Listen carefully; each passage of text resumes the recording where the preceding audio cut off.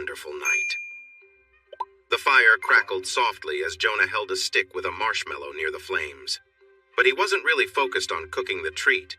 He had no plans to eat it. His attention was on the girl beside him. It was the night of their 9th grade graduation party at the lake, and after a year of trying, Jen had finally agreed to be his date. With his arm around her, they both gazed into the fire.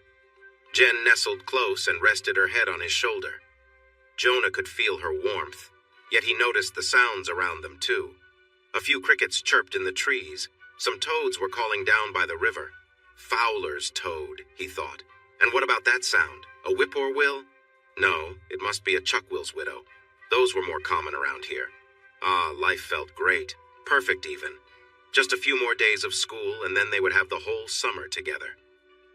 He cuddled her closer, but she shifted and said, "I'm sorry, Jonah. I need to go inside for a moment, but I'll be right back. Save my place." She kissed his cheek, and he watched her walk away. She looked lovely. Despite the warmth of the fire, he felt the cool night air in all the spots where she had rested against him. Suddenly, he noticed someone else sitting next to him on the log. He turned and saw Noel. "Noel, what are you doing here?" "Jonah, I need to talk to you. It's important.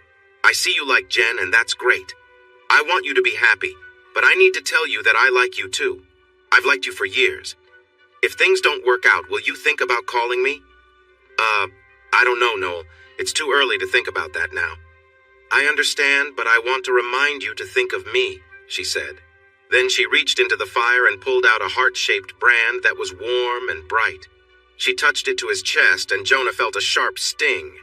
He immediately swatted her hand away, shocked, but he could already smell something unpleasant.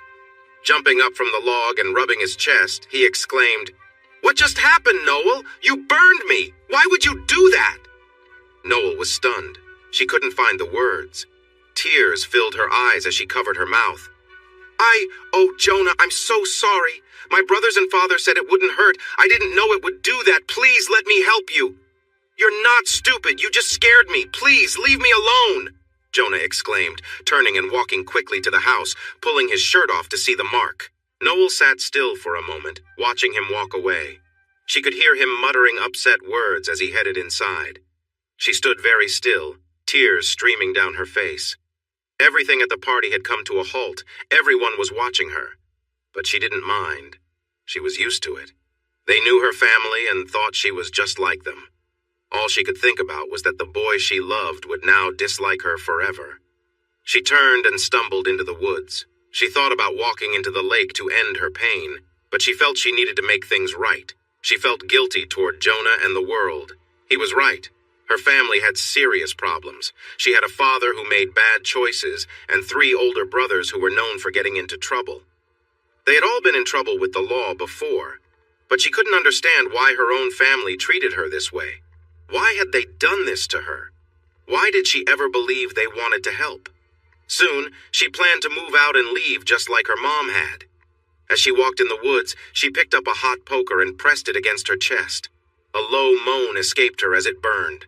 After a moment, she threw it into the lake. Everything she had hoped for was gone. She started the long, lonely walk home, not even thinking about the mark on her chest. Still in shock, she walked through the door, tears still flowing. "What happened to you, Noel? Did he hurt you? Look at your chest." "No, he didn't hurt me. He just ran away. Why did you all do this to me? Why lie to me and ruin everything I wanted?" "Come on, sis. We were just having fun. He's not good enough for you. You're our sister and we have to protect you. Like Dad says, we can't have you end up like Mom. That guy isn't worth your time. Don't worry, when the time is right, we'll help you find someone better." Laughing, one of her brothers said, "And she'll be 40 by then, right, Kyle?" "Yep, that's the plan." "No, you won't pick a husband for me when I'm 40. I don't understand. I do everything I can to take care of you and Dad, and this is how you repay me? Why?" Not waiting for an answer, she stumbled to her room. She locked the door, moved her dresser in front of it, just like she always had since she was 12. She didn't trust them at all. Too many moments that made her uneasy. She never felt comfortable alone with her brothers. They made her nervous. The door had been tested too many times at night, especially when they had been drinking. But tonight, she didn't care about any of that. She didn't even care about the hurt on her chest. It was small compared to the emptiness inside her. She took out a wrinkled photo of her mother, the only one in the house. "I understand why you left, Mom. I really do. I just wish you had taken me with you." The next evening, Saturday, Jonah was heading to Jen's house. He felt excited.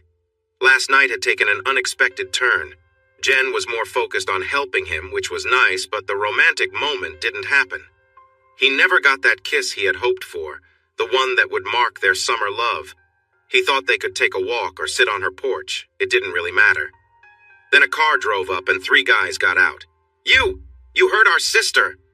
"No, I think she hurt me." "Maybe, but then you hurt her feelings. No one messes with our sister without our say-so. You'll need to be taught a lesson." He raised his hands as they neared him. "I don't know what you mean. I never touched her. A fist struck him in the face, leaving him shocked. Life wasn't like movies where one punch ends everything. He couldn't think or see clearly. What?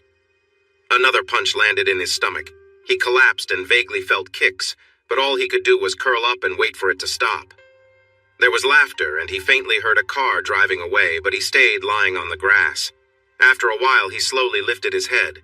Every part of him ached, but it wasn't as bad as he expected. He had never been in a fight before. It was all new to him. Why did some people actually enjoy fighting? Strange. But nothing seemed broken. He still had all his teeth. He took out his phone and called Jen. His words were a bit jumbled. "Jen, sorry I'm late. I ran into some trouble. I'll need to stay home tonight, sorry." "Oh, Jonah, are you okay?" "Yeah, I think so. I'll talk to you tomorrow, okay? Sorry. I was really looking forward to..." "Jonah, I can't see you anymore." "What? Why? Did I do something?" "No, not at all. You're great, but my family. We got some scary calls. They said if I went out with you, I would be in trouble too. I thought about ignoring them, but when my family found out who they think might be behind this, well, I'm not allowed to see you. I'm really sorry, Jonah. I wanted us to have a great summer together, but you sound terrible. Do you need help?" His world fell apart. No, I'm fine. I don't blame you. I would hate myself if something happened to you like what just happened to me. See you in school." He walked home quietly, slipped in the door, filled some bags with ice, and went to bed. The pain was okay. It turned out you could get hurt, and it wouldn't hurt as much as he thought. The brothers were right, though. He was tall and a bit awkward. Anyone could probably overpower him. Even some girls could likely do it. He felt a rush of anger. Never again. No one would treat him like that again. He made a promise to himself, starting tomorrow. On Sunday, he woke up and tried to get out of bed, but then lay back down. Getting hurt didn't sting much at first, until the next day. Everything ached, but he had things to do. He got up, dressed, and by the time he reached the kitchen, he started to feel a little better. His chest was the most sore, and not just because of the fight. His mom turned to him, shocked. "Jonah, what happened? I thought you were out with Jen last night." "I never made it. I ran into some friends who wanted to talk about my music choices." "That's not true, Jonah. You got hurt on Friday and then again on Saturday? Is that Noel again? Or her brothers? Should we call the police?" "I'm fine, Mom. I can handle it," which he clearly couldn't. "But can you take me to the sports store when it opens? I want to use some of my savings. I need to change things up." He bought weights, a weight bench, and a jump rope, but he knew he needed a plan, some goals, and maybe some advice. He went online. At school, they did a fitness test, which he wasn't great at, but then he found one for Navy SEALs called the PST. It included sit-ups, pull-ups, push-ups, running, and swimming, with minimum and best goals. More importantly, there were helpful videos to get started. He watched YouTube clips on weight training and more. He didn't want to join a gym and be the skinny weakling everyone mocked, so he planned to do it on his own. Yet, he realized that even if he became really strong, anyone could still overpower him. So he searched for a nearby martial arts school within walking distance of his school. Monday morning felt terrible. After what happened on Saturday and what he put himself through Sunday, his body was sore, but he was determined. As he got off the school bus and limped into school, everyone noticed him. He still looked bumpy and bruised. Jen spotted him, tears in her eyes. "Oh, Jonah, I'm so sorry. Are you okay?" "Yeah, I guess. I just wish we could have spent more time together." Me too, but I'm really sorry. At noon, he walked into the lunchroom, and once again everything went silent. Then whispers began. He turned to leave and found himself face to face with Noel. She gasped and broke into tears. She raised her hand to his face as if to comfort him, but when she saw the anger in his eyes, she let it fall. Here, Noel. I think my cheek still has one spot that isn't bruised. Why don't you punch me there and fill in that spot your brothers left? They did this? Jonah, I didn't know. I never told them. You have to believe me. I would never want to hurt you or let anyone else hurt you. I'm so sorry. How can I help? Like I said on Friday, just stay away. I'm not sure I can handle any more of this. She turned and hurried down the hall, but her brother grabbed her arm to stop her. Sis, what's wrong? What's wrong? You went after Jonah. Why did you do that? Because he hurt you. No one hurts my sister. He didn't hurt me. I hurt him. Well, that's a mistake on my part. She punched him in the face, knocking him down. That's right. It's your mistake. We'll talk when I get back. After that, she stopped helping around the house. No cooking, no cleaning, no laundry. She had enough. They'd have to take care of themselves, and it worked until Friday. She knew something was up when she saw her youngest brother, Greg, at school. He gave her a sly grin that made her uneasy. She worried about it all day and grew more nervous when she got home to find her brothers sitting on the couch drinking. Oh, Noel. Looks like you've been a bit of a troublemaker. Dad's got something to say to you when he gets home. I haven't done anything wrong. I'm not the only one responsible for everything around here. You three. Noel, just go check down the hall. You've got a little surprise waiting. Every step down the hall filled her with more dread until she saw it. Her bedroom door was gone, taken off the hinges. Her heart sank. It was one thing to feel pressure, but now she had no space of her own. She hurriedly packed a few clothes and essentials into a small bag and hid it under the bed, just in case she had to leave. She then slipped into the closet, locking the door behind her to feel safe for a moment. She heard her father come home and quickly came out of the closet, standing at the foot of her bed. She stood still, trying to shut down her emotions. She felt nothing, looked blank, and made no effort to defend herself. She just hoped the conversation wouldn't go on too long. Noel, I'm disappointed. You've been irresponsible, and on top of that, you're not helping out like you should. You've got about 30 seconds to get back to doing your part, or that door stays off for good. What's it going to be? I'm sorry, Dad. I'll do my share again. I shouldn't have stopped. Please forgive me. Good. That's what I want to hear. We all care about you, Noel. Now go out there, apologize to your brothers, and get dinner started. And while you're at it, make one of those chocolate cakes we all like. We need to celebrate being one big, happy family again. And you need to get working, Noel. You're behind on the laundry, the dishes are piling up, and the restrooms need cleaning. I don't understand why your brothers make such a mess when they drink. Kyle! Travis! Your sister wants to talk to you and fix the door. Greg, can you get me a drink? It's been a long week. After school ended, Jonah threw himself into his routines. He woke up early, did exercises, lifted weights, ran 4 miles to the lake, and swam hard for 45 minutes. Then he ran 3 miles to his family's bakery before heading to the training center after his shift. He would attend classes and work out for an hour or two, then run home again. It was tough, but he loved it. After all, he didn't have much else to do. No girl seemed interested in going out with him for long. They would call it quits after just a date or two. Word got around, and soon he was having trouble getting even first dates. Jonah got stronger each year, but still no dates. He was accepted into a wilderness EMT program in Colorado, which combined college classes with EMT training. Summers would be filled with activities like search and rescue, rope courses, rock climbing, kayaking, nature studies, and leadership courses. He was eager to begin and signed up for summer classes to get ahead. Noel earned her GED in her junior year just in case, but continued school to take nursing courses. Her evenings were filled with nurse aid classes, and she got her certification by senior year. She was accepted to a nursing school in Washington, far from her father and brothers. Between her busy schedule and her share of chores at home, sleep was hard to come by. Jonah was excited. He finally had a date for the graduation formal with a new girl at school. He double-checked his tuxedo, picked up the flowers and corsage for Emily when his phone rang. It was Emily. Hi, Em. I'll be there soon to pick you up. I can't wait for the party with you. Wait, are you crying? What's wrong? She was sobbing. Jonah, I'm really sorry, but I'm scared. For 2 days, my family received strange phone calls telling me not to go with you.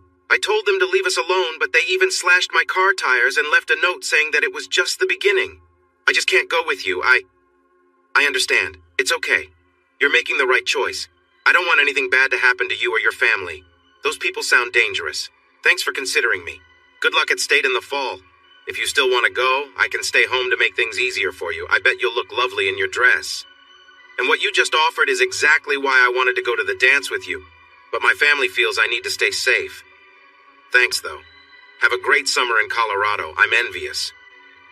He decided to go to the party anyway.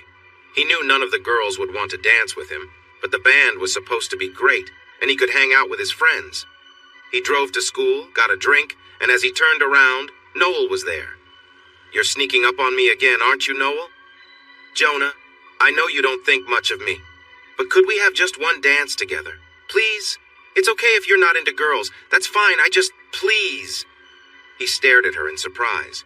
Not into girls? Why do you think that? Well, you don't date any girls in school. You're the best-looking guy in the class, and you're always with the guys. Are you serious, Noel? I never have dates because of you.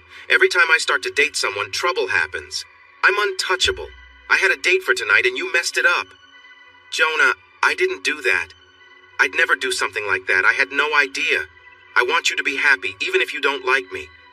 Oh no, my brothers, Jonah, I'm really sorry. If I had known. It's hard to believe you, Noel, and I'm tired of your apologies. But Jonah, She started to cry and her makeup began to run. She turned to leave, saying, I would never do anything to hurt you. I'll go. Have a good life. If it helps, I'm also untouchable. I haven't had a single date in high school. My brothers might have caused that too. She cried all the way home, feeling hurt. She ran to her room, locked the door, took off her dress from the thrift shop, and cried some more. Her brothers looked at each other. That guy is at it again. We need to deal with him this time. Let's wait until later tonight and... At 2 a.m., the phone rang at the Baxter home. He heard his mom gasp and then say, No, it can't be. We'll be right there. Hearing the call made him jump out of bed. What's wrong, Mom? The bakery's on fire. We need to go see how bad it is. How could this happen? But Jonah had a feeling. He blamed himself. Anger bubbled inside him, but he kept calm. Let's go. I'll drive. We need to see the damage. When they arrived at the bakery, the front window was broken and smoke was still coming out. The fire chief stopped them from going inside. Luckily, it's just the front window and some display cases.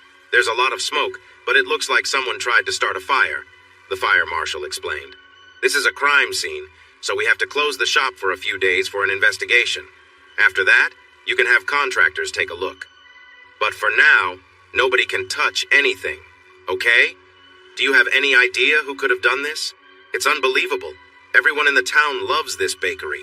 I really hope you can get it up and running again soon, or my wife is going to make things difficult for me. His mother looked at him and asked, Noel? He replied, Maybe it was her brothers. She says she didn't know anything about girls not dating me and claims she never went out with anyone either. But it's hard to believe her. That whole family is strange. You two take the car home and get some rest. I'll stay here tonight to make sure no one tries to come in through the front window or cause more trouble. Tomorrow I'll get some plywood to cover things up and protect the store from the weather while you contact the insurance company and sort everything out. And he thought, tomorrow I'll take a little trip to a nearby town to get a few things. It's time to settle the score. 2 nights later, he was on the hill above Noel's family's used car dealership. He was sure there were no security cameras aimed this way, but just in case, he dressed in dark clothing and wore a ski mask to appear larger. He set up a slingshot between 2 trees and took out a dozen balloons filled with gas. He placed the first one in the sling, pulled it back, and let it fly. It landed right on one of the cars below. One by one, he launched the balloons onto the cars, trying to keep them close together. Then he took out a flare gun and aimed it at the area. With a whoosh, the flames spread, and several cars quickly caught fire. Worried that security footage might show where the flares came from, he carefully checked the area to make sure everything was clear. He picked up a branch and wiped away his footprints before turning to leave. He didn't stay long and ran 3 miles to the park. There, he took off his outer clothes and rubber gloves. then rolled back an old log near the lake and stuffed everything inside a spot he had prepared earlier. He covered it all with leaves and rolled the log back into place, smoothing the area around it before running home and slipping into bed. Chaos erupted at Noel's house. She cried herself to sleep over the loss of the bakery. Her brothers denied any involvement, but she knew they were the ones responsible. Too many smirks and secretive gestures gave them away. "That guy just set fire to the car lot. We need to head there and teach him a lesson he'll never forget. And just so you know, sis, if you ever thought about still liking him, you won't after we're done. You might not even recognize him." "Kyle, please don't. You don't know it was Jonah. I swear I'll never want to see him again, please." He'd never do anything like that. "And to avoid any confusion, I'm taking your phone and computer. See you later, sis. Lock her door too, Kyle. Better yet, get one of those big screws from the garage and use it to secure her door. That way we don't have to worry about her trying to escape." "Sure, Dad." Jonah was out for his morning run to the lake when a car arrived, and 4 guys got out. "Set the phone up over there and start it." "Oh, Jonah, you've been causing trouble. My dad is really upset with you. 12 cars damaged and more besides. You'll need to pay for that." Jonah looked confused. "What? Oh, the phone, Jonah? My dad thought it was better if he stayed away. He had to take care of things with the police, just like at the old bakery." "I don't know what you mean. What cars?" "Jonah, you set the cars on fire and we aren't sure how, but that doesn't matter. We're here to teach you a lesson you won't forget. You might not be the same after this. We burned your bakery because you hurt my sister again. She's not as smart as she should be, you know. We will make sure you and no one else can date her. We'll decide who she can marry soon enough, but let's focus on the matter at hand. Last time we just hurt you. This time we'll do more damage and you won't be able to eat solid food for a while. Look, Kyle, I didn't hurt your sister. Don't know anything about the cars, and I ask you to reconsider. I fear you all won't be the same after this. Let's take a moment to breathe and let the authorities handle it." They all laughed. Kyle moved closer to Jonah and swung at him with his left fist. Jonah shifted slightly and the punch missed. Kyle then swung with his right, and Jonah dodged, kicked him in the stomach, then in the face. Kyle stumbled back, and Jonah struck his knee, causing him to fall. The others watched in shock, but quickly regained their composure and charged at him. Instead of backing down, Jonah moved forward, striking and defending skillfully. Within moments, it was over.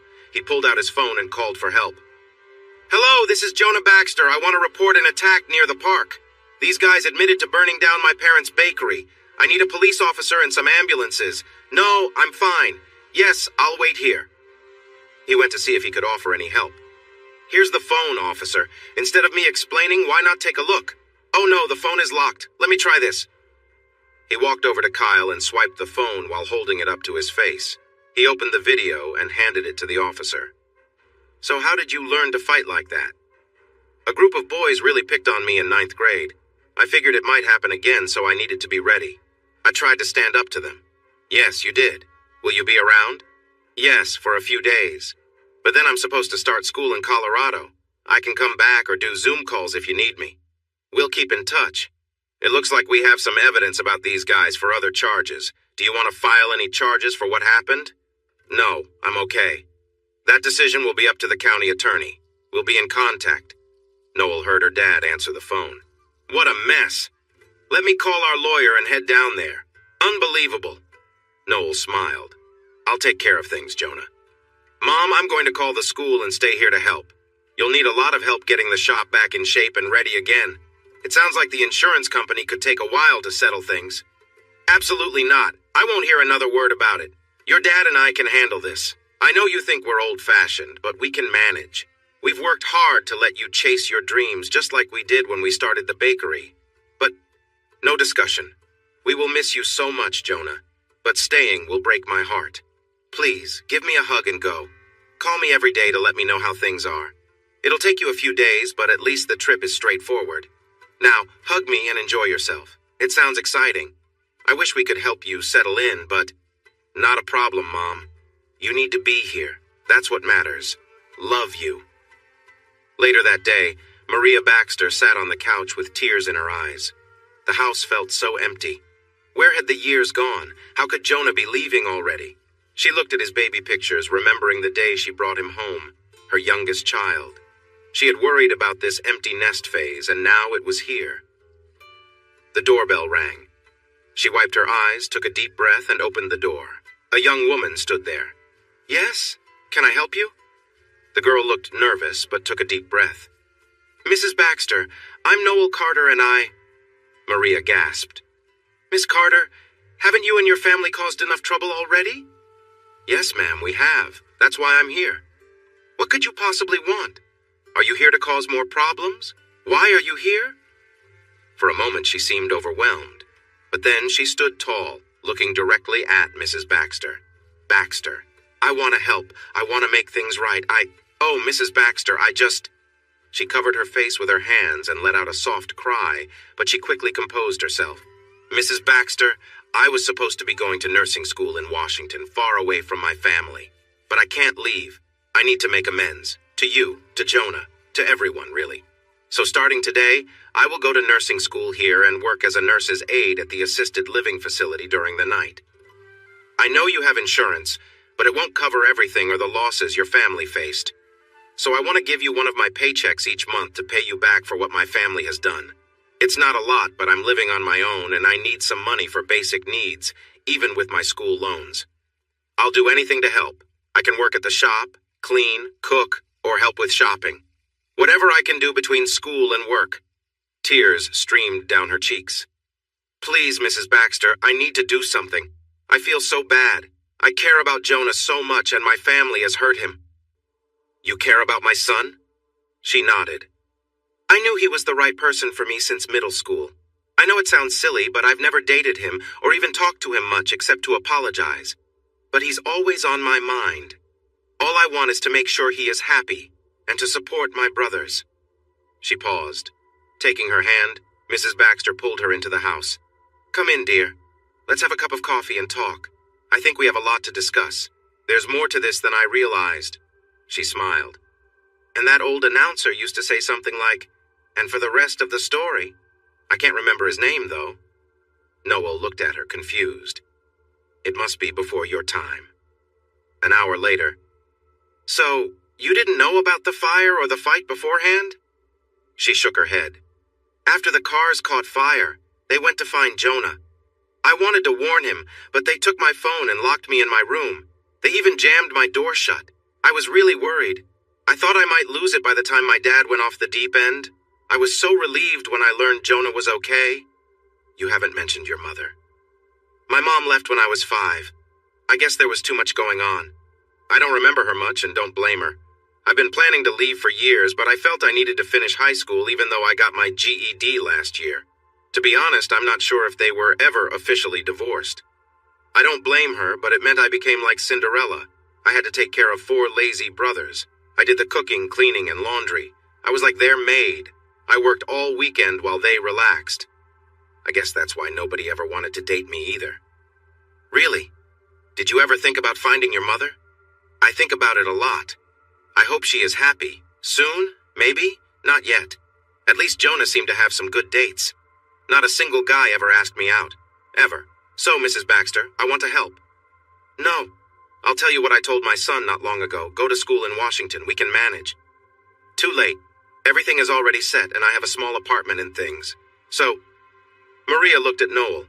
She liked her. She was honest, open, full of energy, had strong values, and it was clear she cared for Jonah. She would have been perfect for him. Too bad. "Okay, it's a deal." Noel jumped up and hugged her, almost spilling her coffee. Thank you.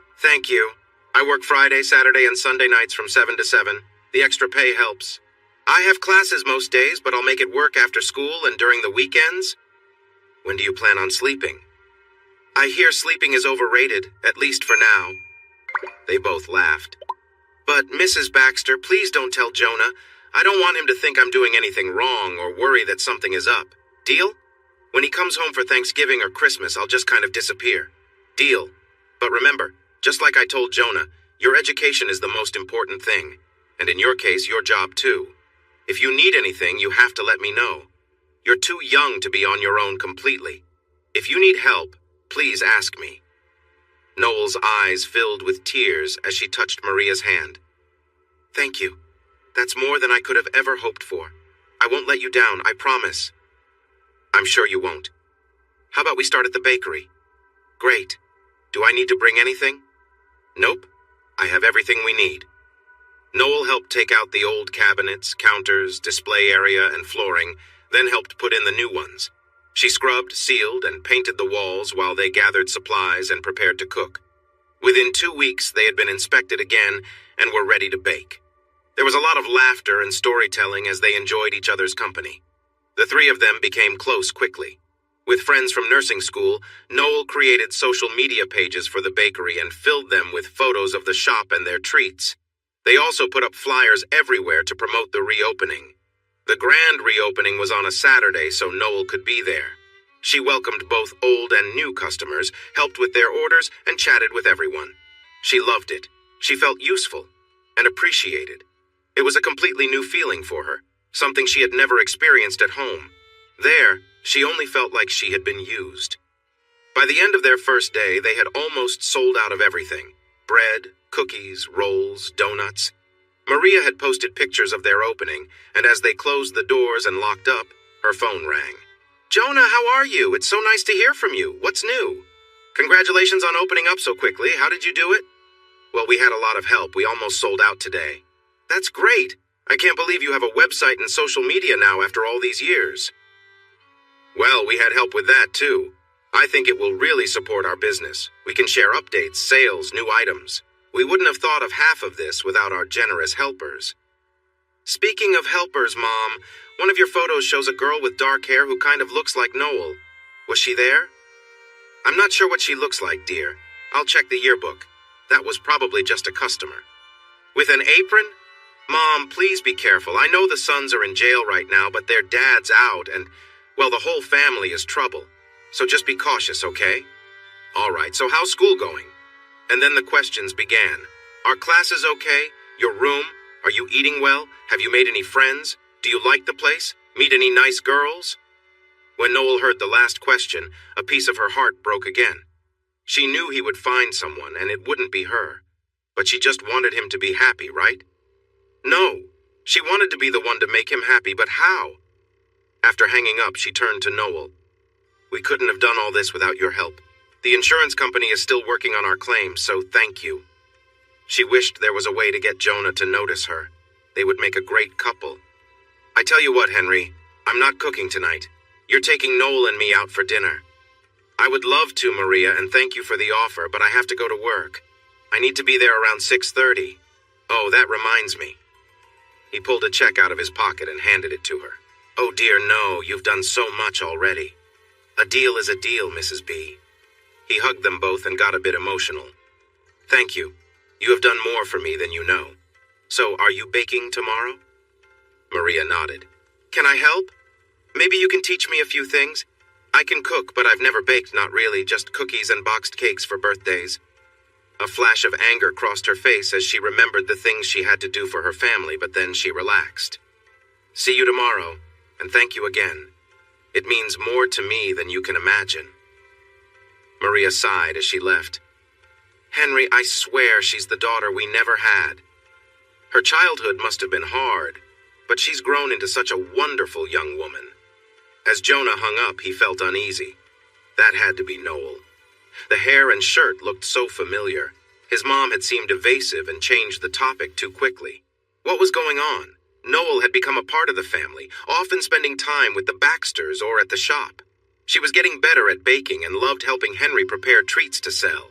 They shared many hugs and playful conversations. With Thanksgiving approaching, Maria said, Noel, Thanksgiving is coming up. Jonah just told me he won't be coming home, so you'll join us, right? Oh, Mrs. B, I would love to, but I actually have to work a double shift on Thursday to let others spend time with their families. I work again on Friday night, too. I'm sorry. Can you save me some leftovers? We'll do even better. You need to rest on Friday, so why don't we have turkey and all the fixings on Saturday? I'll record the parade so we can watch it together. It wouldn't be the same without you, Noel. Really? You would do that? Absolutely. She hugged Maria tightly, not wanting to let go. I've never had a homemade Thanksgiving meal before, at least not that I can remember. My dad would just order a bunch of food and serve it buffet style so he and the boys could watch the games. It wasn't really like in the movies, especially since I had to clean everything up. So, Mr. B, I would love to come, but only if you let me bring some things and help cook. I want to learn. Deal? Yes, Noel, that's a deal, but please call me Maria. I've tried, but I can't. Calling you Maria feels like you are more of a friend, and you mean a lot more to me than that. Sorry. This time, Maria pulled Noel in for a hug. Darn you, Noel. You made me all teary-eyed again. I have to drink extra water to stay hydrated after you make me cry so often. They laughed together, enjoying their easy friendship. So Maria, right? No deal. And they hugged once more. Okay, Mrs. B, let's plan the menu. Jonah came home for Christmas. 3 weeks together meant a lot of catching up. Noel stayed busy and took on shifts for Christmas Eve, Christmas Day, New Year's Eve, and New Year's Day. Holiday pay lets others be with their families, she explained. On Christmas Eve, just after lunch, Maria said, I need to run out and drop off a few things. I'll be back in a couple of hours and then we can make dinner. Do you need help, Mom? No, Jonah, but thank you. Spend some time with your dad and I'll be back soon. She drove to Noel's place and realized she had never been there before. How had that happened? She parked in front of a worn-down apartment building in a rough part of town. That can't be right! But the address was correct, so she went up and knocked on the door. She heard Noel say, Who is it? Maria. Noel sounded worried. There was a reason she hadn't invited the Baxters over. Slowly, she opened the door. Mrs. B, please come in. Can I get you some coffee or something? Maria looked around and was surprised. There was only one room. A chair, a lamp, a foam pad on the floor, cardboard boxes for a dresser, and a small table with one chair. But there were plants everywhere, and a big pine branch filled with handmade decorations. A goldfish was in a small tank on the table. She looked up and saw Noel was crying. She seemed very embarrassed. Come here, Noel. They hugged. Maria could feel Noel's tears. It's okay. Why didn't you tell me? This is all I really need, and it's all I can afford. I don't make much as an aide, especially with school, and even with loans, I just feel so ashamed. No, please don't feel that way. Henry and I didn't have much when we started, and our first place looked quite similar. Well, maybe not exactly like this. But I love what you've done here. They both laughed, and Noel hugged her again. Oh, Mrs. B, if you only knew how much you've changed my life. I love you. Is it okay to say that? I'd feel sad if you didn't say it because I feel the same way. You're like a daughter to me, but you need to stop making me cry all the time. Remember I warned you about that. They smiled at each other and laughed again. Seriously, Noel, you've brought so much joy into our lives. Do you have a tissue? You're making me all teary again. Anyway, this changes my plans a bit.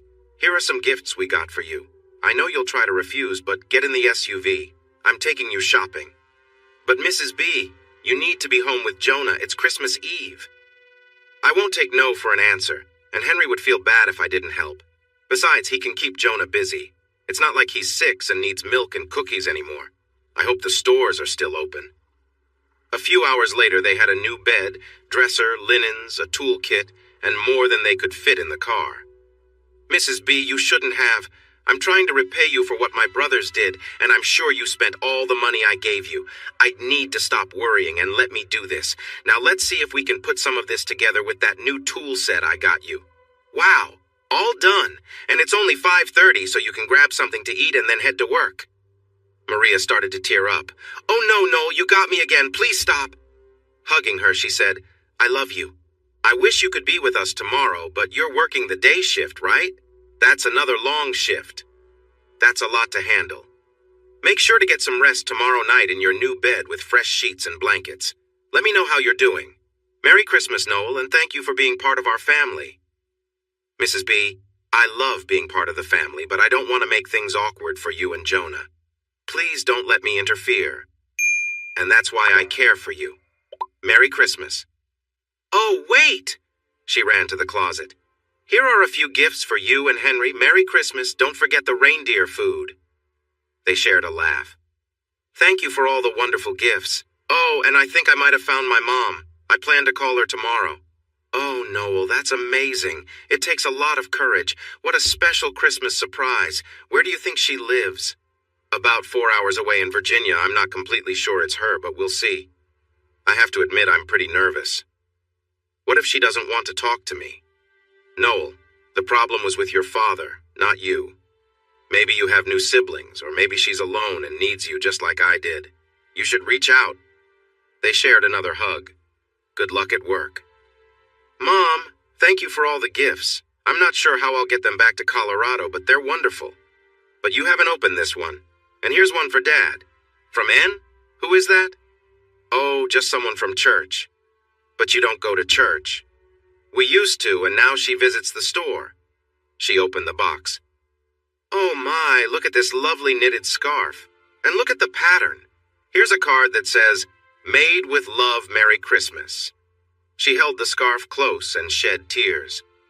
You two might not see it, but this must have taken so much time. Every row is different, and you have to follow the pattern carefully. It takes hours and hours, and it's beautiful.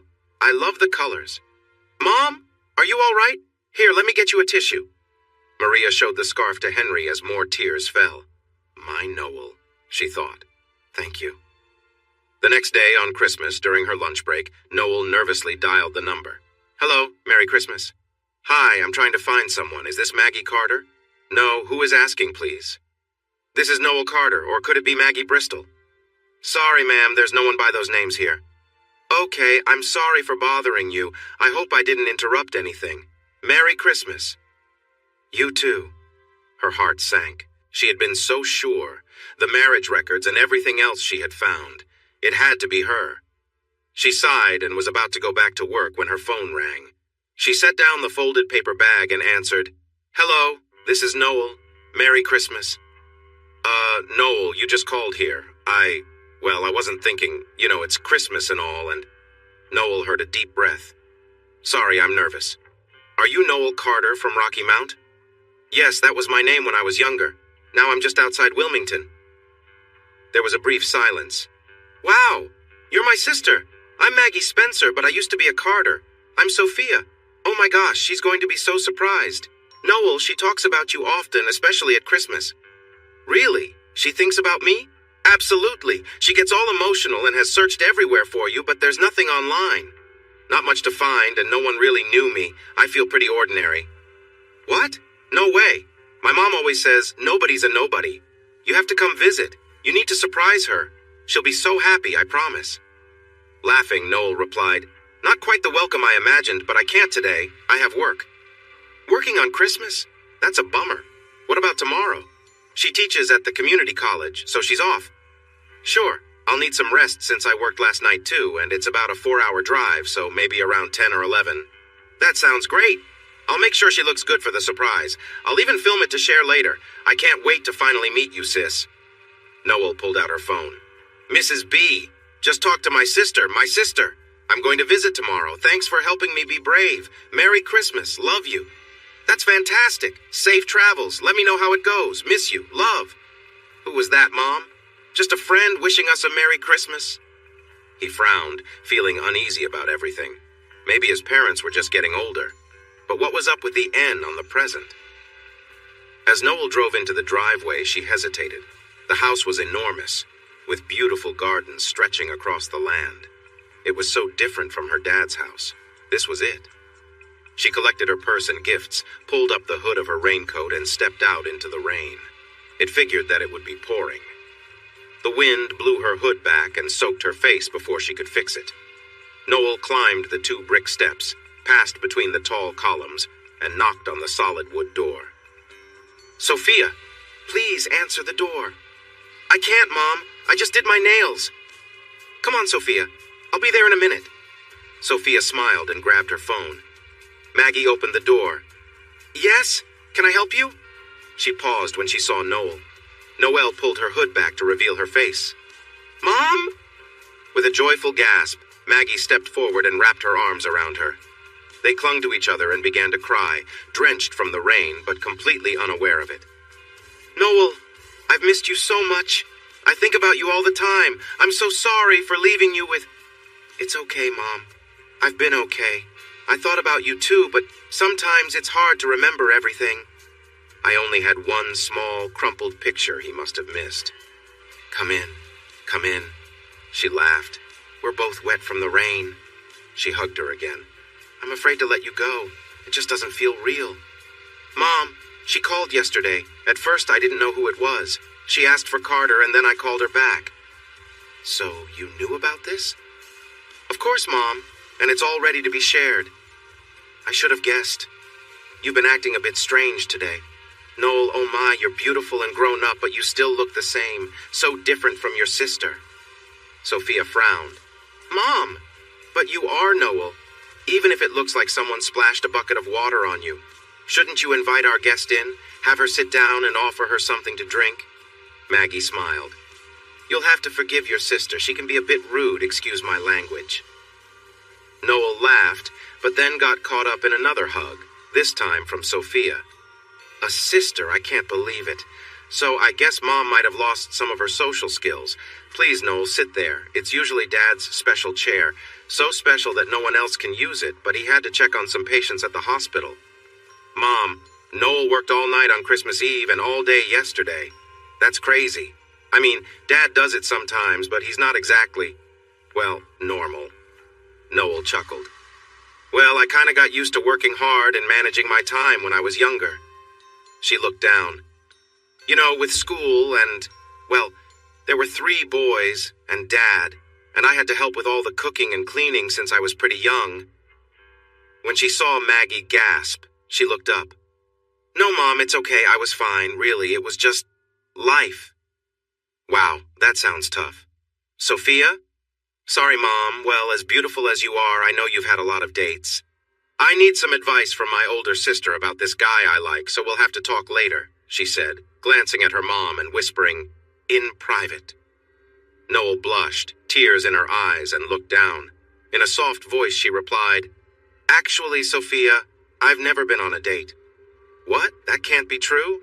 Actually, I didn't realize it until my senior year, but it seems my brother scared off every boy who wanted to ask me out, so no one did. They even confronted the one boy I liked in 9th grade. And then, when I finally asked him out in senior year, something happened to his family's bakery. So, I'm the one with questions. She heard a groan of pain from Maggie, who grabbed her face and rushed to the bedroom. Mom? Sophia started to stand, but Noel gestured for her to stay. Let me go. Please. Sophia nodded. Noel walked to the bedroom, closed the door, and approached the bed, putting her arm around her mom. Mom? Oh, Noel, I'm so sorry. I shouldn't have left you with them, but I had to. I had to get away. You were younger, and your dad had made things hard for the boys. He wouldn't let me just take you, which sounds harsh. But they were really difficult, and I couldn't manage all 4 of you. Plus, I didn't have a job, and... It's okay, Mom. It's all in the past. I'm fine. I'm happy. I'm in nursing school. I work as a helper. I have my own apartment. And there's this couple, actually the parents of the boy I still care about, who have become like my family. It sounds strange, I know. We'll talk more about it later when I share some dating advice with Sophia. She chuckled softly. So now everything is great. But it must have been so hard. Yeah, looking back it probably was, but at the time it just felt like life. That was just how things were since I was little. I never thought about it much. The only tough times were the nights when drinking happened. I was scared after I turned 12 because the boys started acting a bit too friendly. No, don't worry. Nothing happened. I just went to my safe place. She looked at her mom and shrugged, laughing a bit. I had locks and a board at the bottom. I even put a bell on the door just in case. It rang a lot, but no one ever got in. If they did, I had pepper spray and a bat, and if things got really bad, I had an escape ladder and a survival kit ready to grab. But nothing ever happened, and I was fine. She patted her mom's hand. It was okay, Mom. You did what was right. No guilt, all right? I don't want that to come between us. So please, try not to think about it. The only hard part was not having friends or dates. Everyone stayed away. They were polite but kept their distance. And the boy I still care about doesn't like me. She chuckled. But it could have been fine. The boys always said they would pick the right guy for me to marry. She laughed again. I almost disliked the fact that I never got to meet the guy they would have chosen for me. She laughed harder. I can only imagine. Her mom looked at her, amazed at how well she adapted to her situation and still managed to laugh. What a wonderful laugh it was. Come on, Mom. Let's go back out. I think Sophia is really worried. Sophia jumped up. Are you okay, Mom? Sure, just caught me off guard a little. I'm fine now. What about your dad and brothers? Sophia, you have 3 brothers too. I know I haven't talked much about them, but maybe you can meet them if you want. It'll take a while. Long story short, after my brother stood up for me against the boy I liked in 9th grade, he changed into quite the strong guy. The word was he went through tough training and became really fit. I don't know the details, but he got big and was always running around. He even swam in the lake most of the winter. Pretty wild. I decided to be brave and asked the boy I still liked to dance at the senior graduation dance. Well, it turned out the boys had caused trouble for his date and she canceled. So neither of us had dates. He was really upset and didn't act like I thought he would. I went home crying. Not my proudest moment, for sure. Oh, Noel, that sounds awful. Yeah, the boys thought it was terrible too, so they took action and messed with his family's bakery. Fortunately, it wasn't too badly damaged. 2 nights later, someone set fire to my dad's car lot. It ruined a lot of cars, and nobody found out who did it. But I have a strong feeling it was Jonah. The boys took a friend along and decided to teach Jonah a lesson. They were kind of foolish, though, because they recorded their actions and showed it to my dad. They admitted to what they did, and then Jonah got really angry. He ended up hurting all of them and called the police, showing them the video. Now all 3 of them are in jail. I haven't seen my dad since graduation. It's not the love story I wish I had. Pausing to breathe, I continued. I was supposed to go to nursing school in Washington, which is far away, but I felt I needed to take responsibility since all of this happened because of me. So I switched to nursing school at the local community college, got a job as a nursing aide, and convinced the Baxters to let me help fix the bakery. I send one of my paychecks to them every month and help out at the shop. I've become quite a good baker, and they have turned into a sort of family to me. That's wonderful, Noel. What about Jonah? I'm sure he still dislikes me. He's training for wilderness rescue and EMT in the mountains of Colorado. To complicate things further, he doesn't know anything about me or his parents. I spent Thanksgiving with them since he wasn't home. I helped with the cooking. It was such an amazing experience, so different from the store-bought dinner my dad always got. He would serve it buffet style so they could watch the games, and I ended up cleaning everything afterward. Wow, Noel, how do you stay so positive? Sophia's mom glanced at her, making her pause. It happened, and it's behind me now. I try to live by the saying, enjoy today so much that yesterday feels jealous. Jonah came home for Christmas, so I stepped back. But Mrs. B surprised me with a bed and other gifts on Christmas Eve. I couldn't believe it. Sophia listened intently, tears filling her eyes. She rushed over to hug Noel. Noel, that is such a sad story. I would be so upset all the time. How do you keep smiling? I'm not sure, Sophia. I think I just try not to dwell on it. It is what it is. Kind of like how a dog just enjoys life, you know? Something interesting happens with dogs. They just seem to move on no matter what. She laughed, adding, so I guess that makes me a bit tough. But Mom, I have a Christmas gift for you. It's not big, but I made it. Here, Sophia, here's one for you too. I'm sorry, Mom, but I didn't know if you were married or not. Well, I don't have a gift for your husband. Mom, I can't remember his name, but is it Spencer now? No, it's John. My last name is Spencer, that's right. Noel handed them boxes. They opened them to reveal scarves. Noel, this is lovely. Wait, you made these? The patterns are different. Sophia, these are really hard to make and take a long time. Thank you, Noel. I'm sorry I don't have anything for you. Someone didn't tell me you were coming. Wow, Noel, you're making me look bad. With school, work, baking, and knitting, how do you find time for all of this? In a playful fatherly tone, she said, well, my dear, if you'd focus less on boys and your phone, you'd be surprised at what you could do. They all laughed and hugged. You've actually met my dad, right? More laughter followed. Show us some pictures of your apartment. I bet it's beautiful. Noel glanced at Sophia, then looked down. I don't have any. To be honest, quoting Mrs. B, it's pretty rough. But it's what I could afford, and it's mine. That's what counts. Until the 24th, I just had a foam pad, a chair, a little table, a lamp, some plants, and my goldfish Herbie. She got me a bed, a dresser, and a lot more. No one has ever done something like that for me. Mom, I think we should support her more. No, really, I'm okay. I don't need anything. That's not why I came. But Mom, seeing you happy really makes me joyful. You don't know how much I've wished for your happiness, even if I'm a little complicated. More laughter filled the room. I take back what I said. Mom, you should definitely keep her. Can I ask one thing? You don't have to answer, but Sophia is 15. I was 5 when you left, and I'm now 18. I don't quite understand. Wow, Mom. Noel, our mom isn't great at math. She couldn't help me with algebra or geometry. What she means is that you had 5 kids instead of 4, and you took me with you instead of Noel. No, she began, then stopped. What my somewhat quiet mom is trying to say is that I went with my dad. We were a package deal, and then she adopted me. So we're not related by blood, but you're still my sister, right? For sure. Forever. Great. But honestly, I would have picked me too because I'm so adorable. She blinked cutely and tilted her head. Her mom playfully swatted her. Okay, enough about that. Your home is amazing. I've never been in a place like this. And your yard? It's my dream yard. I always tried to help around Dad's place, but I didn't have any money, and the boys often broke things without meaning to. It was just their nature. So I eventually stopped trying, but I always kept plants in my room. Mom, it's getting worse. We need to do something. We should take her shopping. I bet she has hardly any clothes for that dresser. Hold on. Let me make something clear. I didn't come here to make anyone feel guilty. This is not a pity party for Noel. My life is not like that at all.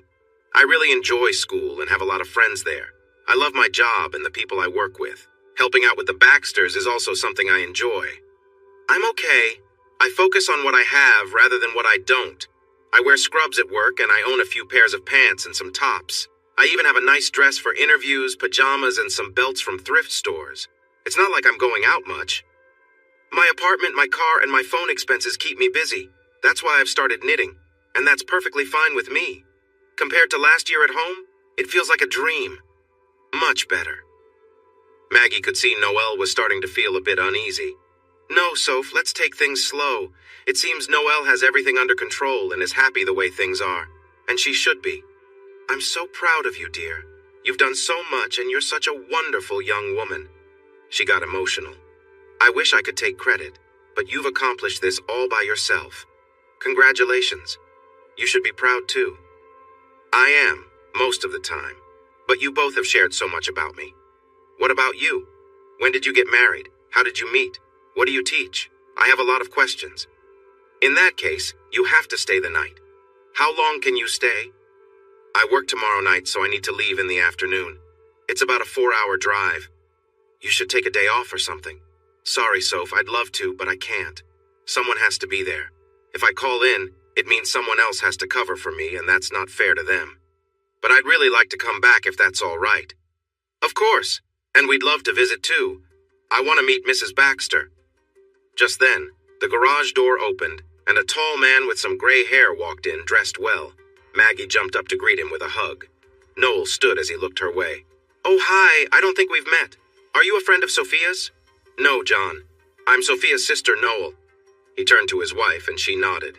John then reached out his hand for a handshake. Then he hugged her tightly. Well, it's great to meet you, Noel. I've heard a lot about you, but I imagined you to be much smaller, he chuckled. But you're lovely, just like your mom. And you have her eyes. I'm not sure what happened to that one over there. Dad! I'm taking back your Christmas present. He pinched her cheek playfully and hugged her again. Oh, sweetums, I was just joking. You're the best daughter any dad could ask for, he said, pretending to gag. I'm about to throw up too, Pops. Better get out while you can, Noel. Come on, Noel, help me out in the kitchen to get things ready. Sophia, why don't you join us and maybe learn a few things? I'll help, but that's why we have takeout. Noel, do you think we can make some homemade bread? Noelle checked her phone for the time. As long as we skip letting it rise a couple of times and get that part over with. Oh, and if you have some oatmeal and chocolate, I can whip up some cookies real quick. Noel, we talked about this. You're making me look bad. Soon you'll be telling me you volunteered at the shelter and helped with toy drives. Well, actually, before school and work, I did help with meals and the toy drive. You're unbelievable. Send her home, Mom. In a stern voice, she said, Well, young lady, if you... With a laugh, she interrupted, Don't even start. And they kept joking like that. She drove straight to work and changed into her scrubs that she always kept in her car for emergencies. As she unpacked, she found an envelope with a letter and a check for $1,000. My dear Noel, I loved you the moment I knew I was pregnant and missed you every day since I left. Thank you for taking the time to find me. I had given up hope of ever seeing you, and then there you were, standing in the rain on my porch. I'm so proud of you, and you should be proud of yourself too. You have become an amazing woman all on your own. I don't know how you did it, but you did. Remember, you are part of our family. We all love you, and the Baxters love you too, so you have two families. You've done so much by yourself, but you don't have to do everything alone. You have a huge support team. Us, the Baxters, your friends, classmates, and colleagues. Let people help you. You are never alone. I love you more than I can express. Mom, cash the check. You need at least 2 new tires, insurance, your inspection sticker is overdue, and your car sounds terrible. Don't forget to get some groceries, too. If you need more, call. Please. If things had been different, if I could have taken you with me, I would have been paying for everything, including your college. She cashed the check, and the money was gone. Mom was right. 18 months later, Noel had finished her nursing degree, and it was time for graduation. The Baxters were excited, but Jonah was home for a few days before starting his summer training. Where are you two going all dressed up? He asked. I'm sorry, Jonah. Didn't I mention it? We have to go to a memorial service. There's a ceremony at the church, then a trip to the cemetery, and later a little gathering. They're making quite a big deal out of it. Why?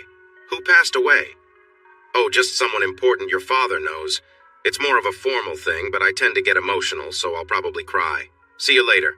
I left some food in the fridge for you. Jonah looked at his mom again. Those didn't seem like clothes for a memorial. Why all the secrets? The Baxters drove to the college and sat in the front row. It was a small ceremony for the nursing students. Maria turned to Henry. Look at Noel. She's glowing. I'm so proud of her. Remember, she said she was getting an award for being second in her class? She could never quite beat that one girl with a perfect memory. What was her name? Oh, right, Emily. But they've been such good friends. A friendly competition that helped them both improve. It's wonderful. A woman tapped Maria's arm. Excuse me, sorry to interrupt, but do you know Noel? Yes, we do. She's like a daughter to us. We love her and are so proud of her. Maria was suddenly in a warm embrace. Oh, I'm sorry. I'm Maggie, her mom. I've heard a lot about you and Henry. Thank you for encouraging her to call me and for taking such good care of her. You've been more like a mom to her than I've been. This is my husband John and Noel's sister Sophia. Can we all go out together sometime? I'd love to get to know both of you. Of course. We were planning to take her out, but since you're in town, it makes sense for you to take her. We see her often. No way! We should all go together! Jonah was heading out to get some drinks when he noticed his parents' car with a woman in the back seat. Wait a minute! That looked like Noel. Why is she in my parents' car? None of this makes sense. His parents didn't come home until 9, which was late for them. Wow, you two are sure out late. Isn't it past your bedtime? I thought you wouldn't be gone long. Smart Alec. We stay up until at least 10.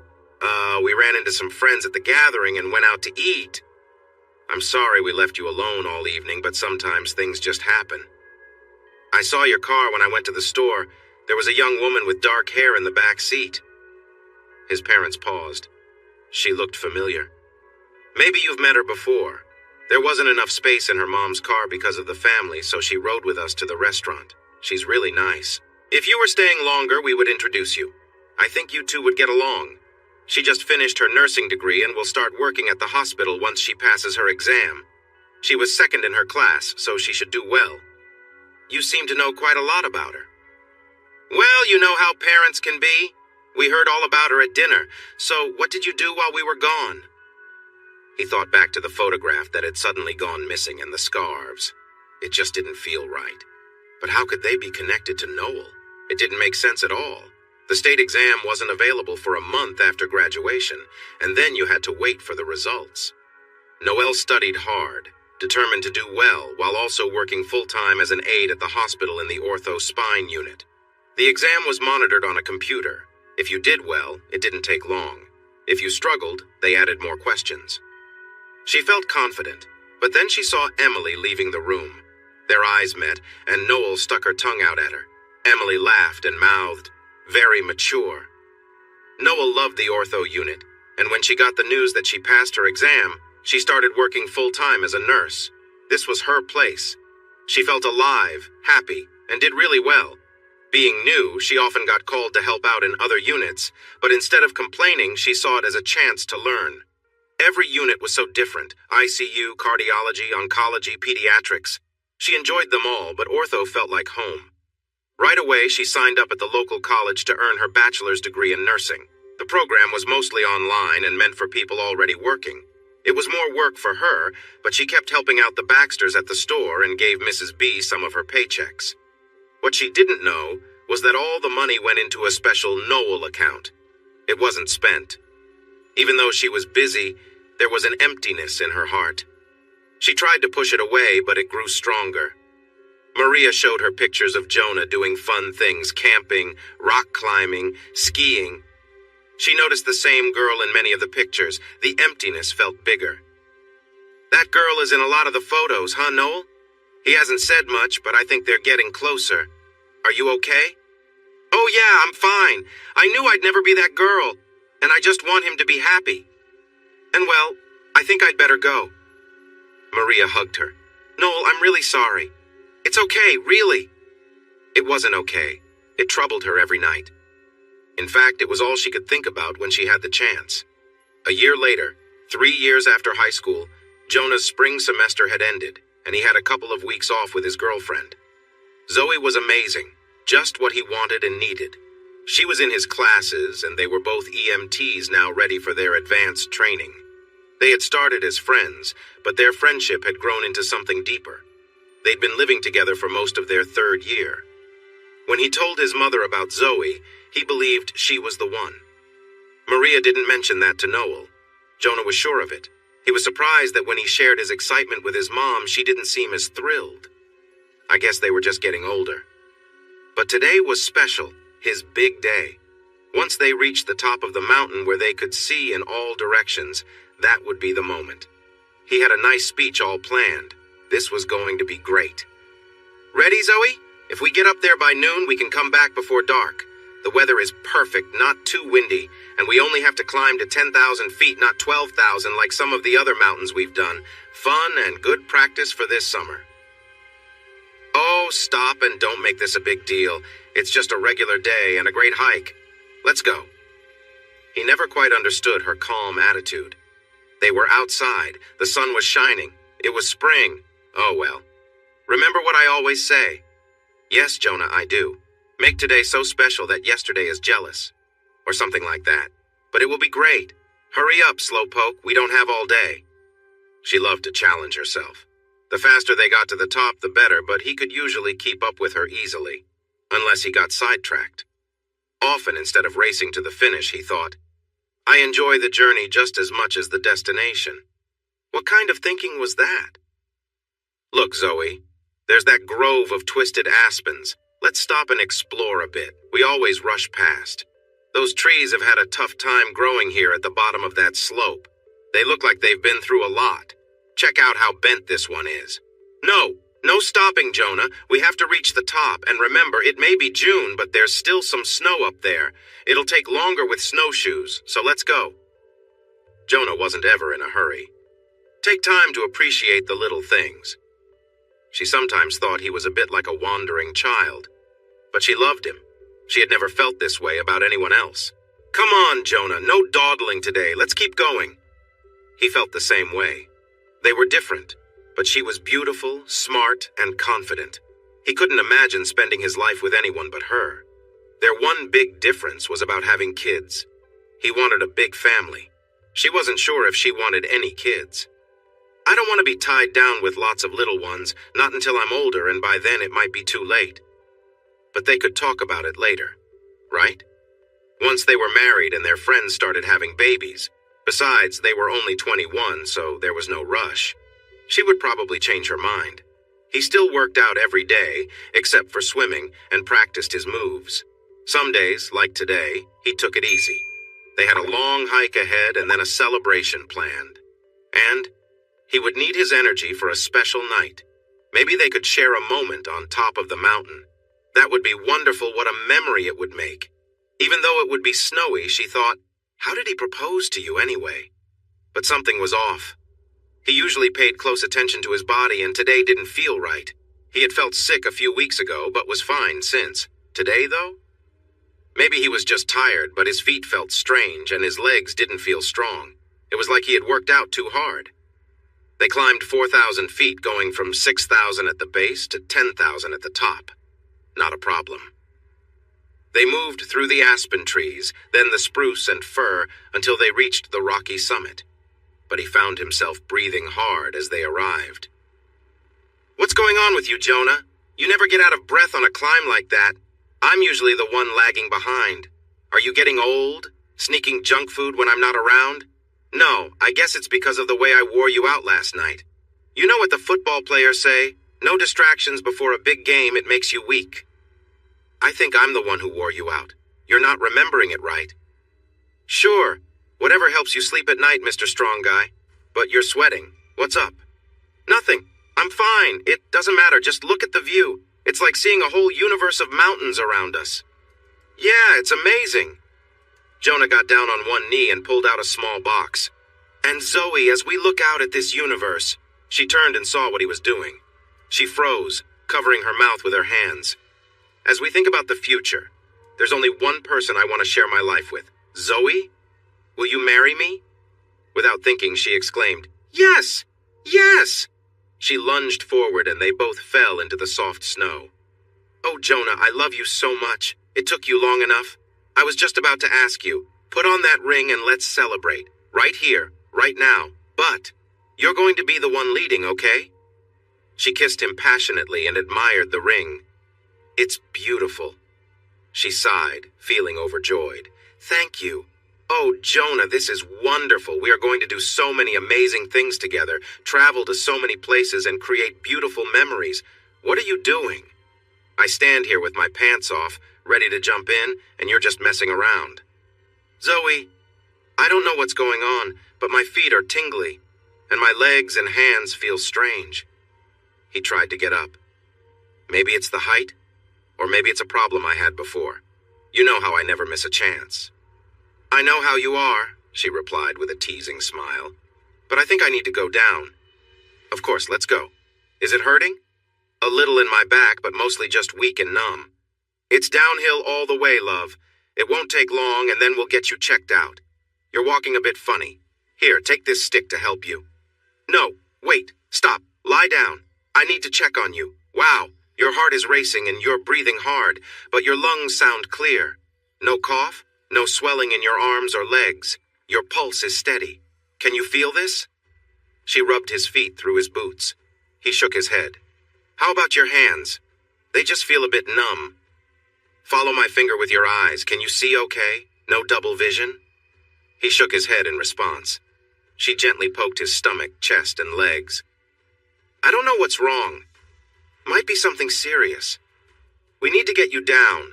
You look a bit off. She helped him up and they began to walk. She felt worried for Jonah. She wished they could just run down and get to the hospital, but walking was becoming hard for him. He had always been strong and steady, but now he seemed weak. Here, let me carry your pack. That's better.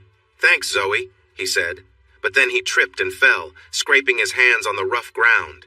She quickly helped him back up and supported him as they continued. He kept losing his balance. After another hour, he looked more tired. Zoe, it's strange. I'm awake and know what I want to do, but my legs feel heavy. I can't even feel my feet anymore. Just keep moving, one step at a time. Focus on lifting one foot and placing it down, then the other. We're almost halfway back. You're doing great. Next time, maybe I'll fall for someone smaller instead of a big guy like you. Remember the little engine that could... He chuckled, though things were getting harder for him. He kept stumbling, with scrapes appearing on his hands and face. She felt more nervous as he seemed to get worse. Despite his best efforts, getting back on his feet was becoming tougher with each fall. He started lifting his leg with his thigh muscles, turning slightly and setting his foot down. Then he repeated it on the other side, one careful step at a time. He was moving slower, breathing harder, and was covered in sweat. He tried to get up again, Zoe, I'm sorry, but I don't think I can get up. My legs are feeling weak. Come on, we can't stop here. You can't give up. We only have about a mile left. I can't carry you, and there's nothing to help me move you. Please, let's keep going. He tried to stand, took a few steps, and fell again. I guess it's time to call for help. Good idea. They might be waiting around for something to do. You know Graham and Felix are on duty today, but there's still no cell signal. I can't get through. Oh, Jonah, what should I do? What do you need me to do? It's okay, Zoe. I'll be fine. Maybe you can leave the bags. Go down the hill and call from the parking lot. There's usually a signal there. I can just rest here and enjoy the view. You're not supposed to leave a patient alone, especially when they're getting worse. He smiled at her. Zoe, I'll be okay. It's probably just some weird after effect or something. Just be careful going down. If you get hurt, we'll both be in trouble. All right, that sounds like a plan. I'll be back quickly, I promise. Here, give me a kiss, Jonah. I love you. What a way to get engaged. What did you do when you said yes? Just stay put. He laughed. You're coming back, right? Seeing that he was joking, she kissed him again. You're impossible. If you didn't want to play around, you could have just said so. Oh, wait, that's my line. They exchanged smiles, but he could see the worry on her face. Zoe? Jonah, I have to go. What? What snacks did you bring? Sometimes, Jonah Baxter, why do I even love you? I could leave you here for the bears. Look, there's one now. I'll be right back. She started running down the hill. An hour later, when the rescue team arrived, he felt weaker all over. I don't know what's happening. I can't move well. Nothing hurts, just a bit in my back sometimes, and I feel a little short of breath even when I rest. They placed him on a stretcher, gave him oxygen, and connected him to a monitor. Zoe kissed him again. He looks worse, Graham. Much worse than an hour ago. We need to go now. Turning to Jonah, she said, Hang in there, Baxter. We're on our way. It might be a bumpy ride. Love you. And I love you. Just remember, if anything happens to me, you get everything. You don't have anything, silly. Oh, right. Well, it's the thought that matters. Great thought. Just remember, if you leave me, I'll be very angry with you. He chuckled. All right. Off we go. The emergency drill for a patient in trouble began. This was serious. They all cared about Jonah. After a careful checkup, including a CT scan of the head and spine, and a chest x-ray, they worked hard for 3 hours. Then a doctor came to Jonah's bedside. Hi, Dr. James. Good to see you. They called in neurology? That can't be good. Hello, Jonah, Zoe. We don't have the results yet. I have some ideas, but I need to do a lumbar puncture to collect some fluid and find out what's going on. Sorry, doctor. He smiled. It's all right, Jonah. You have insurance, right? Just kidding. We'll make sure you get the care you need. Just curl up and we'll get this done. But first, let's handle the paperwork. 2 hours later, Dr. James returned. Jonah, I think we have an answer. All your tests suggest you have Guillain-Barré syndrome. Jonah felt his shoulders drop, and he looked defeated. This is a rare condition where the body attacks the nerves. It can cause problems for a time. You're young and otherwise healthy, but the speed of this is concerning. We need to move you to intensive care to monitor your breathing and heart closely. Looking serious, Dr. James continued. I'm worried this is going to be a tough journey, but most people improve with time. It's still early, though. Any questions? No, Dr. James. I'm not looking forward to what's next, but I hope it's mild. Maybe. Jonah turned to Zoe, who looked very pale. You should sit down. You look worse than I do. But Jonah, why is this happening to you? You're so strong and healthy. Oh, Jonah, I love you so much. You have to get better. I should call your parents. They need to know. Zoe, take a few deep breaths. I'll be okay. People usually recover from this, even if I miss summer classes. But you need to go now. Don't just stay here. Please don't call my parents yet. Let's wait and see how I do. I love you. Everything will be okay, right? He smiled at her and she hugged him tightly, tears on her cheeks, her face still showing shock as they wheeled him to the intensive care unit. But Jonah's condition worsened. His muscle weakness spread to his chest, making it hard for him to breathe. His oxygen levels dropped and he was getting tired from trying to breathe. The strain was clear on his face. It's time, Jonah. He nodded. I think you're right, Dr. James. I'm struggling to breathe. Zoe, I love you. See you what Dr. James asked. How many days will this take? I'm hoping for a few days, but we'll see. Remember, we will check on you every day. Can you call my mom for me?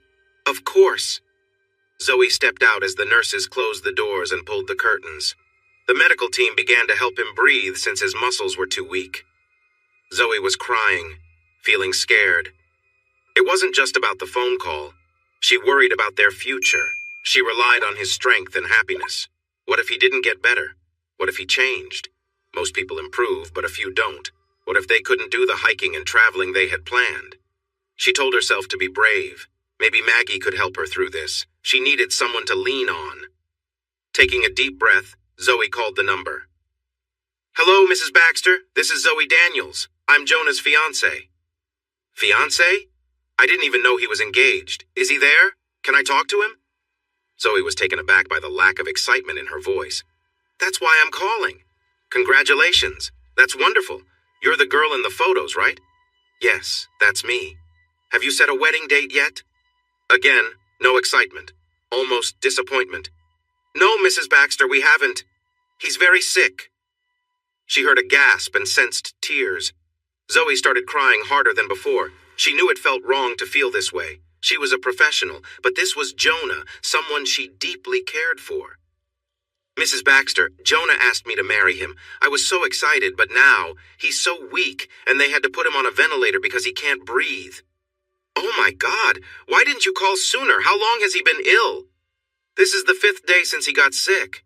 At first he just had some stomach trouble, but then it got worse. Oh, Mrs. Baxter, I don't know what I'll do if something happens to him. Maggie switched to a comforting tone. It's okay, Zoe. I know the doctors are taking good care of him. He's strong. He'll get through this. Just take some deep breaths. What's wrong with him? He has Guillain-Barré syndrome. Can you explain that? It's a condition where the body attacks the nerves, and it affects how things function. She started to weep again. Mrs. Baxter, he didn't want me to call sooner. I'm sorry. He thought he would be okay, but he needs you. I need you. Can you come right away? You can stay with us, and I can pick you up from the airport. Please. Maggie pondered what Zoe had said. A lot more was happening than her son had told her. It made sense that they had been living together before getting engaged. But this girl was struggling. She seemed really upset. Noel would never act like that. I will check the flights and take the next one. I will keep you updated. Thanks for looking after him. And congratulations. I'm happy for both of you. But she wasn't. Maybe it was just the worry of seeing someone she loved getting sick, but she called another number. Noel, Jonah has something called Guillain-Barré syndrome. He's having trouble moving and they put him on a breathing machine. She heard a quick gasp, then a more calm voice. Guillain-Barré syndrome? Yes, that's it. Tell me everything. I'm flying to Colorado as soon as I can find a flight. I just had a patient with that condition when I was moved to the rehab unit. I know some about it. I need to ask you a few questions, and if you don't know, that's okay. Then we can talk more. The good news is that most people his age recover well, so take a deep breath and relax a little. Now, what do you know? Mrs. B, the main point is that he should be okay. There are 4 main factors that sometimes make recovery a bit longer. It doesn't mean he is in danger, so don't worry about that. But these factors might make getting better take some time. They are age, how quickly it started, needing a ventilator within a week, and a history of diarrhea. He has 3 of those.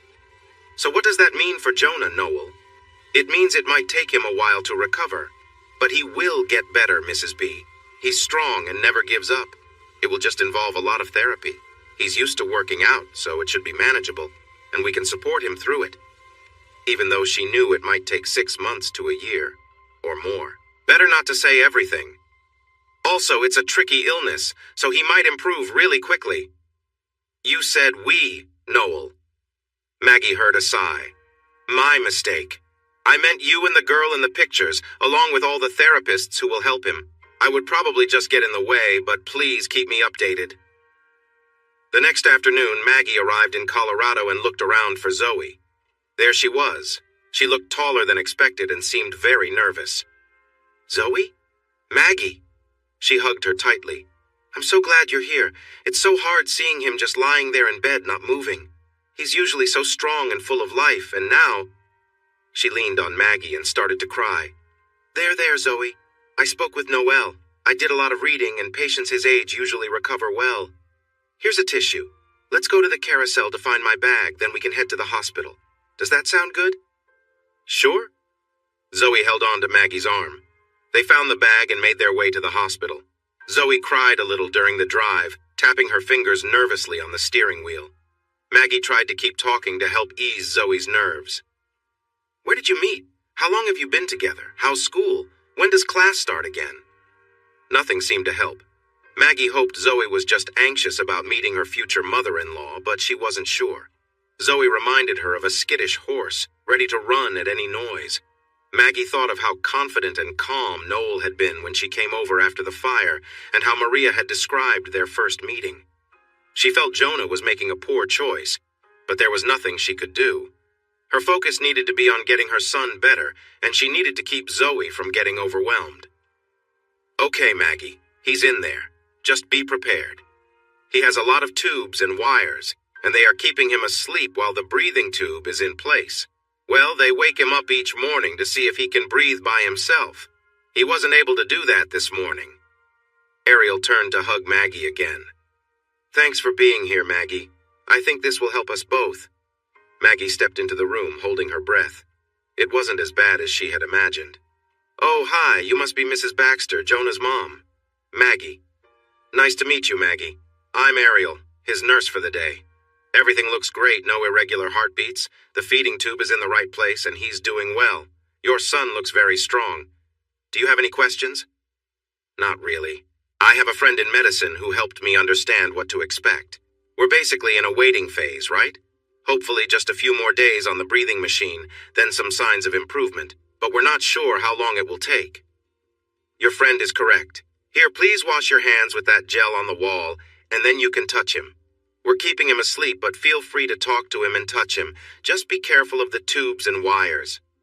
She laughed, and Maggie smiled. Zoe looked like she might run out of the room. Before going to her son, Maggie turned and hugged Zoe. It's going to be all right, Zoe. He's strong. We just need to be patient. It may take longer than we want, right, Ariel? Ariel nodded. Why don't I sit with him for a bit and you go out to relax? You look a bit tired. Yeah, that sounds good. I'll be back in a few hours. Is that okay? Of course, Zoe. Whatever works for you. Take all the time you need. Grab a bite to eat and maybe you can show me your apartment later. Sure, she replied, hugging Maggie as tears threatened to fall. That would be nice. Thanks for being here. She walked out. Maggie, I don't know that girl very well, but I think she's struggling more than your son. She's so nervous and restless, it's overwhelming. She can't seem to relax. She works as an EMT, so she should be able to cope.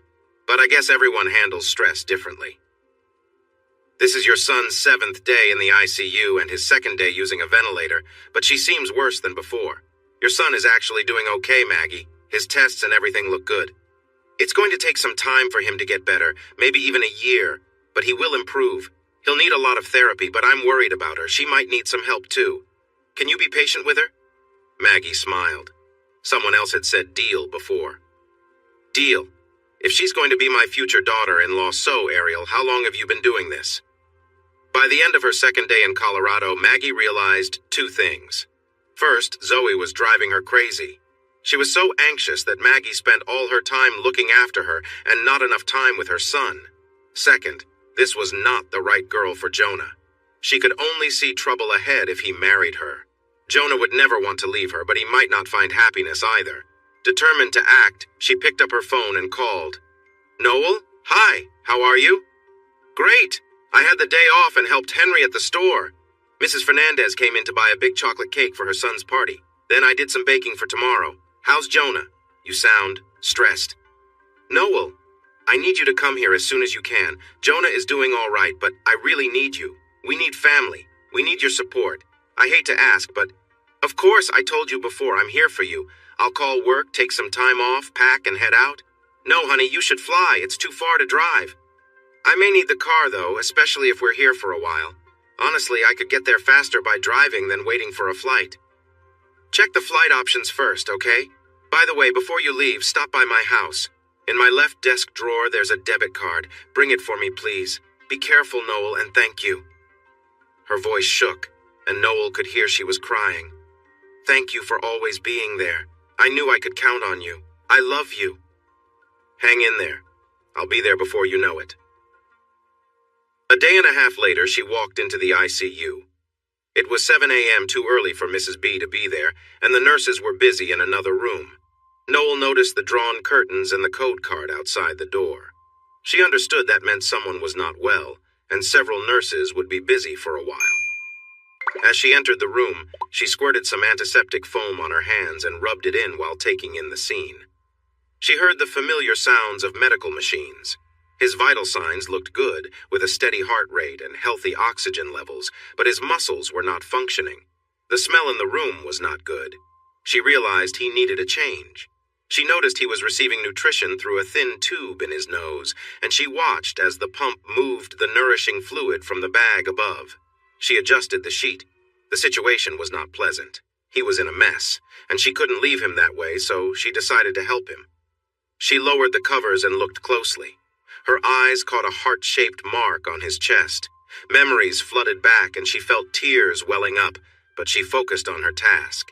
She carefully rolled him onto his side. He was heavy, and usually it took two people. She had to move slowly to avoid tangling the tubes and wires. Some nurses called the setup malignant spaghetti, which made her chuckle as she remembered how frustrating it was when she first arrived in the ICU. Putting on gloves, she wiped him down, cleaned with a washcloth, and placed a new mattress pad underneath. She was relieved that he had not made a bigger mess. After drying him off, she managed to slide a new pad under him, then rolled him back onto his back. She tidied everything up, ensuring he was comfortable and clean before returning to her chart review. Picking up a stethoscope, she checked his heart, lungs, and abdomen. Everything seemed fine, but when she looked at the bedside chart, her brow furrowed. There had been no urine output for 8 hours, and the collection bag was empty. She peeked under the covers to check the catheter, which was in place and not leaking. Suddenly, a voice broke the silence. "Who are you sneaking around in my space, making yourself at home?" The staff member noticed the dirty linens in the bag. "And who decided to tend to my patient?" "I'm sorry, I'm Noel. Mrs. Baxter asked me to come, and I noticed the code card during shift change." "Thank you. How did you manage it with this big fellow?" She smiled and wiped her forehead. "It was a challenge. I think I'm still sweating a bit." The three of them chuckled. "Well, I'm Ariel, and this is Cody. So what's your role here?" "I'm a family friend, I suppose. It's, complicated like in the movies." "I don't like complicated, Noel." "I get it, and I promise I won't make things difficult. I'm here because Mrs. Baxter sounded like she needed some help." Her eyes shifted to Jonah, and she blinked back tears. "So I came. You're not going to break down on me like that other girl, are you? What a mess." "Definitely not, Ariel. I promise I'll stay out of the way. Just one thing, though." Ariel gave her a sharp look. "I noticed that there hasn't been any urine output for about 8 hours and the bag is empty. His stomach feels quite firm, so unless you drained it and forgot to write it down, I'm sorry, I shouldn't have just barged in here." Ariel glanced at Cody. "Oh, Cody, we have a new player in town. Not quite old enough to be a doctor. A medical student? No, too humble for that.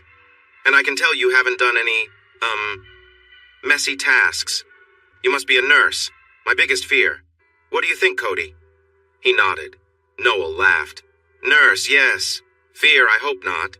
I'll keep to myself and focus on Mrs. Baxter. I still haven't met Zoe.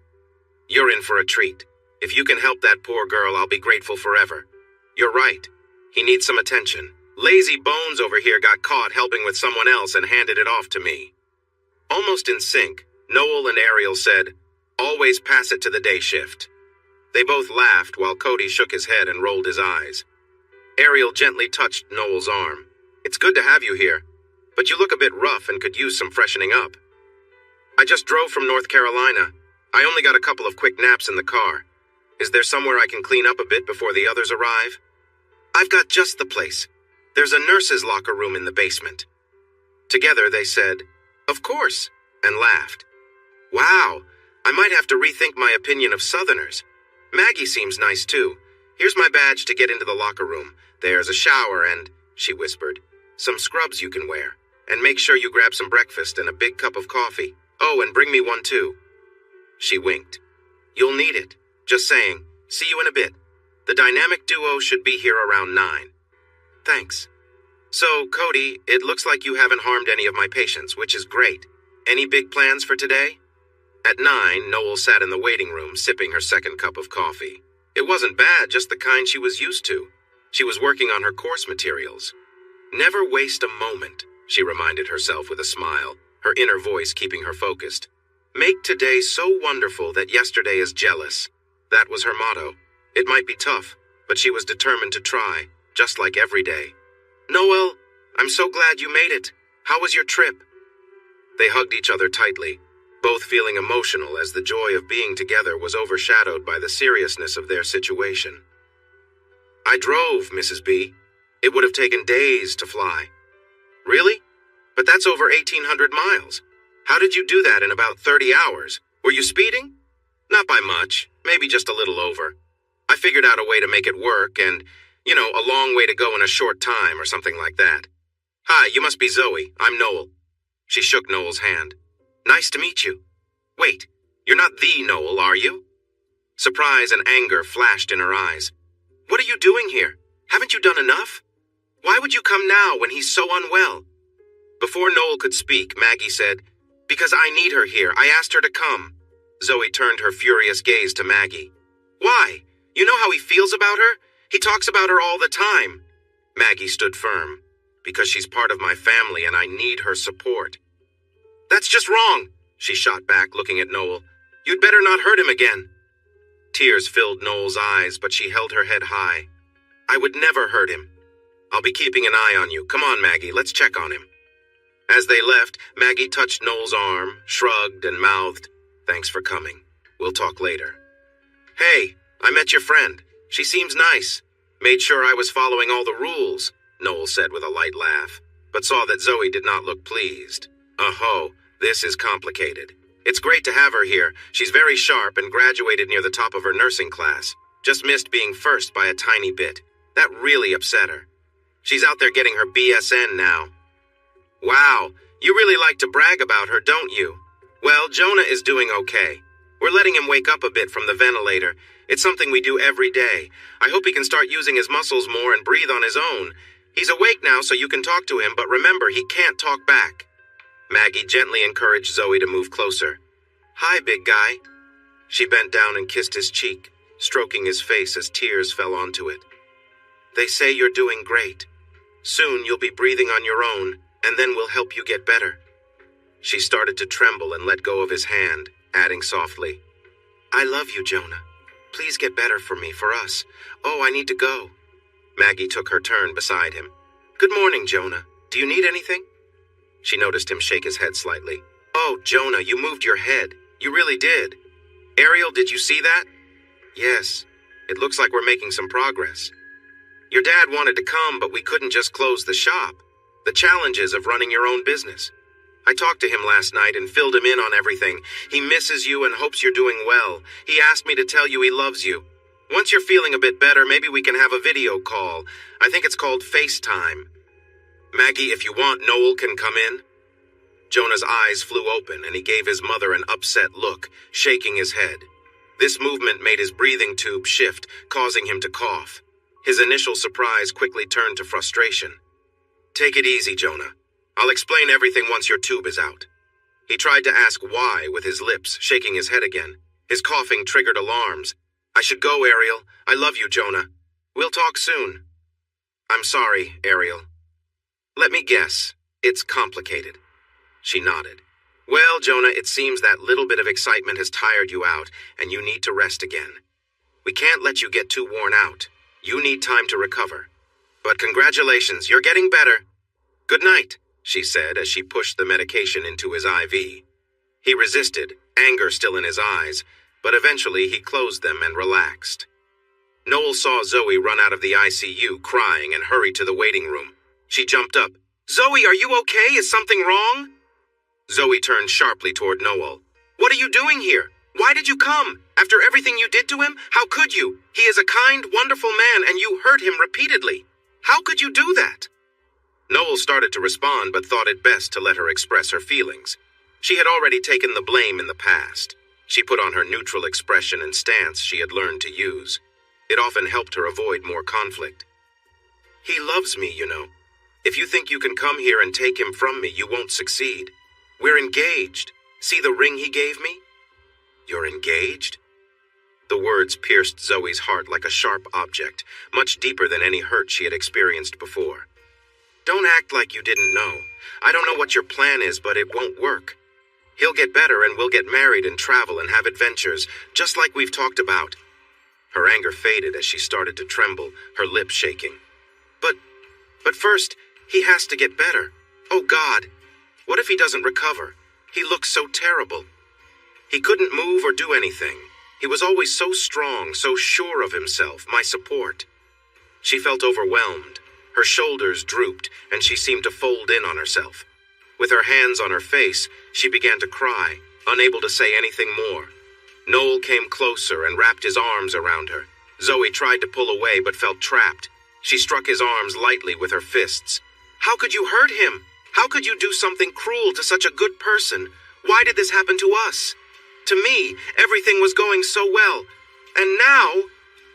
Her fists stopped, and the tears flowed more intensely. It's okay, Zoe. He'll be all right. You're right. He is strong, healthy, and determined. He will get through this. You just need to hold on. Just for now, and then you'll have your future together. Be strong for him. He needs your strength. She saw Maggie and motioned for her to stay where she was. Maggie is here to support both of you, and she'll help you find the strength to get through this. I'm just here to assist Maggie if she needs me, nothing more. Suddenly, Zoe pushed back and stared ahead, wide-eyed and shocked. But what if he doesn't get better? What if it takes a year? What if it takes even longer? What if he can't walk? What if he feels weak? What if he can't enjoy our activities? What will happen with school? I need to return to school in a couple of days. I will be finished with my classes, and he will still have another year. She looked worried and panicked. Zoe, it will all work out. You can go to school or take a break. There are many options. The people here will take great care of him, and then he will go to therapy for a while. The experts will handle everything. You just have to love him. That will be what he needs. He'll be okay. Just give it some time. It's too soon to know how long it will take, but you can support him in getting better. You two can do this together, and it will make your love even stronger. No. I don't think I can do this. I don't think I am strong enough. He was the strong one, and now... She was trembling, her hands shaking, ready to run away. Zoe, take a breath. It's only been about a week. It's too early to tell how things will go. He might be better in just a few weeks. Yeah, or he could still feel weak for years. I just read about it again. Maybe he will never recover. Maybe we won't be able to enjoy the activities we love. But you will. You will be able to do all those things. Just give it a chance, Zoe. Let your love give you strength and hope. We'll all pray for him, and Maggie can help you. She waved Maggie over. Really? Focusing back on Noel, she asked, if she is going to help me, then why did she involve you? You. You better not do anything to hurt him. Zoe, I will stay out here and just assist Maggie. I will do whatever you want. I want you to leave. Go home, just not here. Sorry, Zoe, I can't do that. More false promises. Well, I have to go. I have a lot to think about. She turned and saw Maggie. Maggie, are you coming? If you stay, you'll need to get a cab or something. We can come back later after this one has gone back to her own space. Noel nodded to Maggie and silently urged her to go. I'm coming, dear. Just give me a moment. I need to grab my purse. Then she whispered, he's asleep. Go in and see him. Noel nodded. Oh, and here. She handed a debit card to Noel. Every penny you ever gave me is in this account. Take it. It's probably almost a year's worth of pay. And thank you so much for being here. Mrs. B, no. Please, Noel, let someone help you. Besides, it's the least I can do. You quit your job, rushed here, and you'll need somewhere to stay. I'm not sure Zoe will invite you to her place. They both laughed and hugged. Maggie, the bus is leaving now. I should go. Noel started to shake a little as all the gathered tension surged forward, but Maggie had helped her focus. She rolled the debit card between her fingers. She couldn't believe how much she had saved. The insurance only covered part of the expenses and the lost business, so this support meant a lot.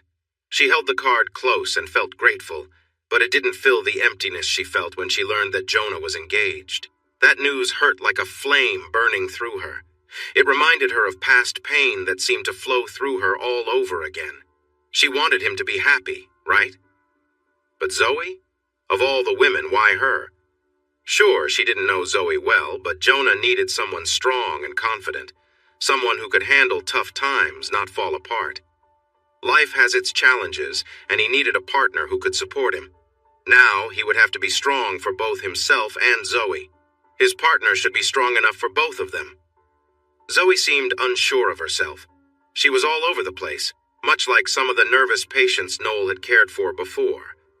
It looked like she was really struggling with Jonah's situation and needed support too. Counseling might help her, and maybe some medication would help stabilize her. Perhaps she was already taking something, but Noel didn't want to suggest it. She chuckled to herself, thinking, "And I thought my brothers were wild." Noel sat down, closed her eyes, and took a few deep breaths to calm herself. A quick moment of meditation helped clear her mind and wash away the negativity she felt about Zoe. "Hey, you!" She opened her eyes. "Yeah, you. You should either be studying or come in here to help me out. Instead of sitting around like a princess, I have a lot to do. I don't have an assistant and everyone is busy. I have 3 patients and maybe a 4th coming, so I could really use some help. This guy is really big and my back isn't great." They exchanged smiles. "Since your back is hurting, I can help. But he's asleep, right?" Ariel gave her a thoughtful look and then nodded. "Welcome back to my place. So what kind of nurse are you?" "I'm mostly in ortho spine care. I've only been there about a year." "And you get sent all over when they need you. I've been here for 4 years and it still happens to me. Are you good with everyday care? You know, helping with washing, shaving, and checking his pressure? All that?" "Yep. I was a caregiver in high school and during nursing school too. My kind of person always ready to step in." "Yes, but I didn't have much choice. I was on my own and I had to pay back some family debts." "That's interesting. This guy has something unusual on his chest. It looks like a heart, but not too deep. What's wrong, Noel? You look like you've seen a ghost. Wait, don't tell me. Are you his ex?" She shook her head. "No, but I did something I didn't mean to. It was a long time ago. Now let's get to work and you can tell me more." As they cleaned him up, Noel began recounting the night when she was 15. Ariel laughed. "Wow, Noel, you were young and naive. At least you didn't hurt him badly." "It gets worse. I was so upset that my brothers went out and confronted him. When I saw him again, I felt terrible. There's more to the story, but that's when he started growing." "Well then, how about you finish up here, check everything, while I check on my other patient next door. Can you change his sheets too?" She nodded. "And then can you do some range of motion exercises for his joints? Top to bottom. I've done a bit, but with 3 patients, it can be tough. Is that okay?" "That's better than just waiting around. I'll get you lunch later. And don't forget to reposition him every hour, even if the new beds say it's not needed. Better safe than sorry, right? Got it?" She started at the top. She moved his neck gently without touching the tube. Shoulders, elbows, wrists, and each finger. She bent them all the way, then straightened completely, ensuring a full range of motion. Then she moved to his legs and stretched all the joints to keep them from getting stiff. She noticed he was already tight. He'll need this for a long time, she thought. Maybe for months or longer. She didn't want to think about that. It didn't matter. She was certain he wouldn't let her anywhere near him when he woke up. All right, let's eat lunch. It's on me. Now tell me the rest of the story. And don't give me that "it's complicated" stuff. They enjoyed lunch and kept talking into the afternoon. So you still care about this guy? His mom feels like a mom to you. He dislikes you, but he doesn't know you spend time with his mom, and now you're here to help him and his fiancée. Wow, Noel! No one could have imagined this. Maggie was right. It is complicated. First off, why aren't you all mixed up like that other girl? Man, she's a mess. She makes me anxious just being around her. I don't like that feeling. Me too.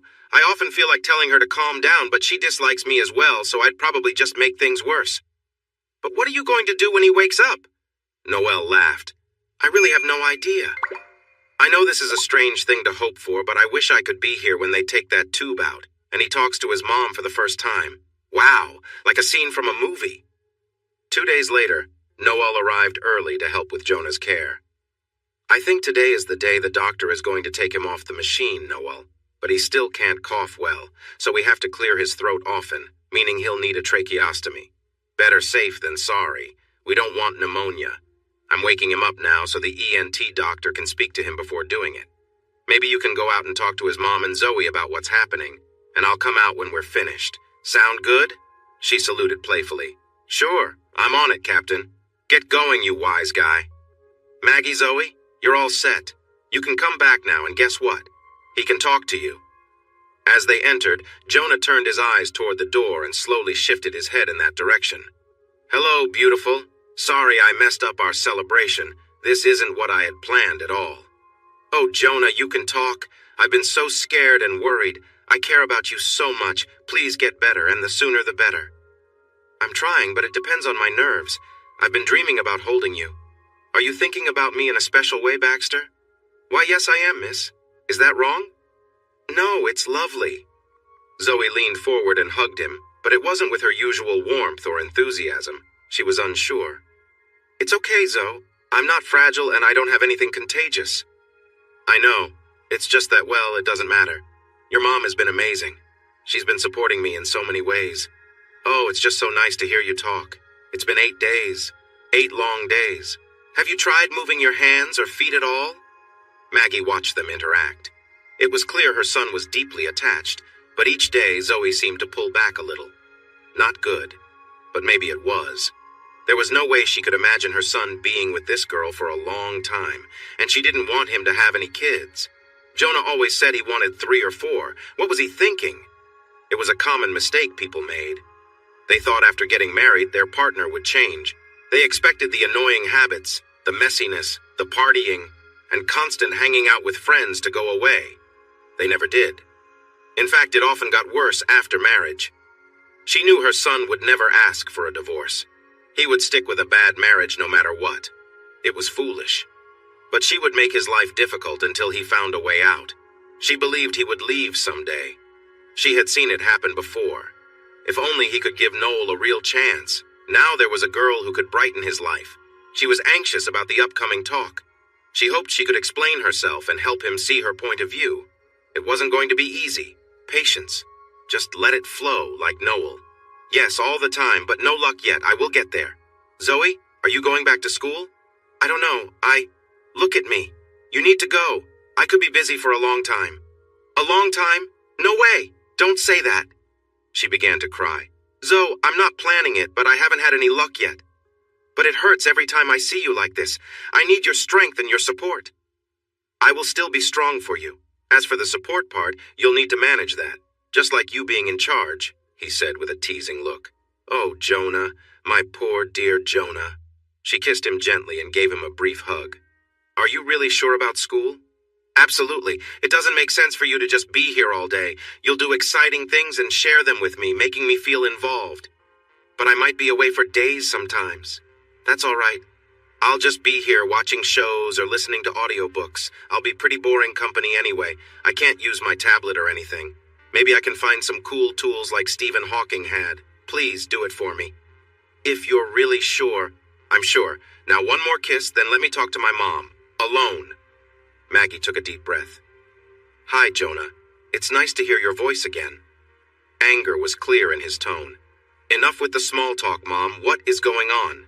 Why did you invite Noel here after everything that's happened? Why? It's a long story. Maybe you should rest a bit and we can talk later. Ariel stood nearby, keeping the doors open so she could listen. Nice try, Maggie, but it won't work. Mom. Okay, it began the day you left for school. 3 years ago. And you never told me?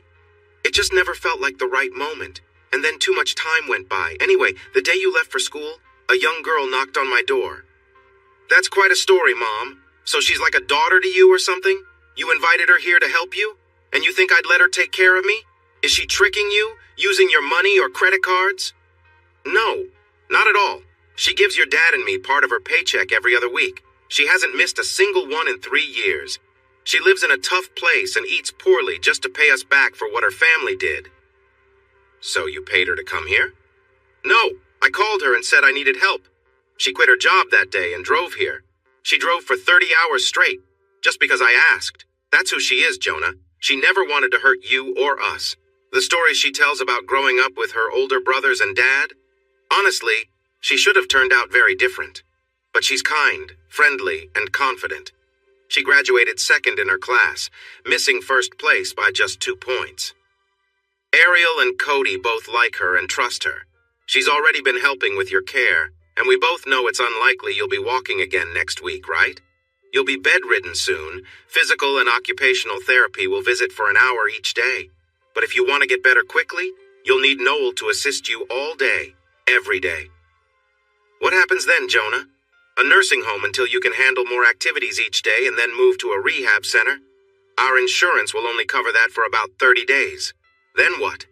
We will do what we must to pay, but no one will take care of you like Noel will. I promise. I need her to help care for you so I can go back to help your dad. I don't trust anyone else. Your dad says he's fine, but you know he isn't. She wanted to say that Noel could bring him home so they could all care for him, but he would never leave Zoe. Saying it would just upset him. Wow, Mom, I could never have imagined something like this. But you've really worn me out. I can't think about it anymore. I need to sleep. I understand. I love you, son. Please think about what I've said. But I have Zoe. Yes, you do. And it's clear she loves you and you love her. But she's an EMT, not an ortho spine nurse who knows how to work with people in rehab. She wanted to add that there was a big difference between the two women. I'll see you later. I love you. Your dad and I will support whatever choice you make. You know that. Just let me know. As Maggie walked through the curtains, Ariel caught her and closed the doors. Well done, Maggie. Sorry I overheard some of that. I was worried I might have to call security to have him escorted out. She laughed. But what do you think he'll do? I guess he'll think about it for a few days, weigh the good and bad sides. Then he'll see how things are with Zoe. You've probably seen how she's starting to drift away. Finally, he'll have a talk with Noel and just tell her straight. Oh, Maggie, you're a tough mom. And what about Noel? You've spent time with her. You know she can handle things. She'll let him go on until he finally wears himself out and just says, okay. I'm so glad you're not my mom. I would have been in trouble all the time. They both hugged and laughed. So what will you tell Noel? I'm not entirely sure yet, but first I need to see if she's ready to take 6 months or more off work. You can tell by how she looks at your son that she would do anything for him, whether he loves her or not. Poor girl. And you know she feels the same way about you. But Jonah didn't want to talk to Noel. He didn't want her name mentioned at all. The next day he was moved to a different unit, and a week passed. He was starting to eat small amounts, but he still had trouble. He didn't need the catheter anymore and was using a bedpan, but he couldn't move much. He was in a slow recovery stage, a time where things improved a little, but not by much. It was a frustrating time because it could last a month or longer. He lit up when Zoe came to visit. She came before and after school and sometimes stayed late. She kissed and hugged him, but they didn't share many laughs. There was a growing tension. Maggie noticed it all. She was there every day, not always in his room, but close by, just in case. Noel would pick Maggie up in the mornings at Zoe's, then go with her to the hospital to check on Jonah. They would talk throughout the day to keep Maggie from worrying too much. In the evenings, after Maggie said goodnight, they would grab something to eat. Then Noel would drop her back off at Zoe's before returning to the hospital, parking in the back lot to do her schoolwork and sleep in her car. No one knew about this. Maggie thought Noel was staying in a hotel. One day, as Ariel pulled into the lot, she saw Noel getting out of a car with foggy windows, fixing her hair and tucking in her shirt. Ariel parked next to her and jumped out. Noel, how have you been? I've missed seeing you and all your help. They shared a warm hug. Oh, I'm fine. Keeping Cody in check? Are you kidding? No way. What about Jonah? Still in a slow recovery, no big changes. He hasn't agreed to see me, so we're just waiting. What? His mother was wrong? Oh no, wait. You've been sleeping in your car for 3 weeks? Noel looked down and nodded. But it's fine, really. I'm used to it. I slept in my car for 6 months when I started school until I saved enough for an apartment. I joined a fitness club, $10 a month for the first 6 months. I take showers there, use the laundromat nearby, and I go to the hospital to brush my teeth. Everything is fine. Let me walk in with you. What does Maggie say? She doesn't know. She was surprised during nursing school. She's stressed out and she's having a tough time with Zoe. Zoe is anxious and Jonah is frustrated, so Maggie feels overwhelmed. She prefers things to be calm and organized, but it's not right now. I can't believe Maggie was wrong. Yeah, well, she can't always be right, but Maggie might have to leave soon. They run a busy bakery and Henry can't manage it alone. I offered to help, but she wants me to stay here. She shrugged. So I'm stuck in the middle. One thing is for sure. You won't be sleeping in your car anymore. Here's my address. In fact, here's my key. Get a copy made. I don't think I have a spare. That's not good, right? I'll be there by 7:30 to help you settle in. Make yourself at home. Ariel, you really don't have to. Don't say that. I'd love having you as a roommate. We'll figure out what to do on my days off. Just the two of us or maybe the three of us. Do you think Maggie can ride a horse? They laughed and nudged each other playfully. I can imagine it now. And they laughed some more. After 3 days away, Zoe came back with a serious look. She stared at him, noticing his stillness and the medical equipment, and started to shake. She didn't even look at Maggie, who was sitting nearby. Hey, Zoe. Good to see you. How was your trip? Give me a kiss and tell me all about it. Oh, I get moved to a care center tomorrow. A care center? Yep, maybe a 5-star nursing home until I can do 3 hours of therapy a day. Then I'll go to rehab. I'm taking the next step to get better. Zoe, are you okay? She stood frozen and looked at him. Her face turned red and tears began to fall. She was trembling and seemed to shrink. I can't. Jonah, I just can't do this anymore. It tears me apart every time I see you, and now you're going to a nursing home? She took a step back. I want to be strong. I've tried, but I can't. Not anymore. I can't eat. I can't sleep. My mind feels so foggy, and I'm on edge all the time. I just can't handle this. I'm really sorry, but I can't keep going like this. If we knew this would end in a week or a month, maybe I could manage it. But it feels so uncertain, and we have no idea what's next. I just can't do it. Taking a deep breath, she said, I love you. I love you more than anyone, but I have to give back your ring. I need some space to clear my mind and find myself again. Maybe if everything works out in the end, she sobbed. I just can't keep watching this day after day and wonder how our lives will turn out. Zoe, please. I can't, Jonah. I need you to be strong. She touched his face, kissed him, placed her ring on the bedside table, and hurried out. There was silence. For a whole minute. It felt like an hour. Maggie spoke softly. Oh, son, I'm so sorry. I know how much you cared for her, maybe. Just go, Mom, please, just go. And close the curtains, too. I just need some time. And take the ring. I can't even reach it. Maggie shut the curtains, turned off the light, and closed the door. She found his nurse and shared the news, then headed to the waiting room. Noel noticed her expression and rushed over. Mrs. B, are you all right? What happened? Zoe just ended the engagement and gave him back the ring. Oh, no, that's terrible. What will we do? And we need to find you a place to stay. I assume you won't stay with Zoe. No, but I need to check on her. She's hurting too. I think she's really aware of her situation now. Let's go see her, but you wait in the car. Sounds good. They drove the short distance to the apartment that Zoe and Jonah shared. Maggie walked to the door and knocked. No reply. She knocked again, and Zoe slowly opened the door. Maggie, what do you want? I wanted to see how you are. Why? I just hurt your son. Yes, you did. But you are hurting too. I could see how much you cared for him and how hard it was for you. Without waiting for an answer, she stepped in and hugged Zoe. Oh, Maggie, Zoe cried on her shoulder. It just hurts so much. I don't know what I'll do without him, but it's harder to see him like this, to wonder what his life will be like, what our lives could have been. All our dreams seem to be slipping away. But he can't even lift his arms. I'm falling apart. I don't think I could handle it for long. I'm sorry, Maggie. I know you must hate me and think I'm weak, but no, dear. This is a terrible situation for anyone. It hurts so much.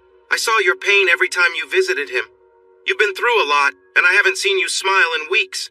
Can I do anything to help? No. It's better if you and Noel leave. I know my struggle makes you feel glad. Everything turned out just like you wanted, didn't it? Zoe, that's not true. My son cared for you, and that's enough for me. Please, let me help if I can. Just go. Of course, dear. Let me gather my things and I will leave. But please, let me know if there's anything I can do to help, Maggie said.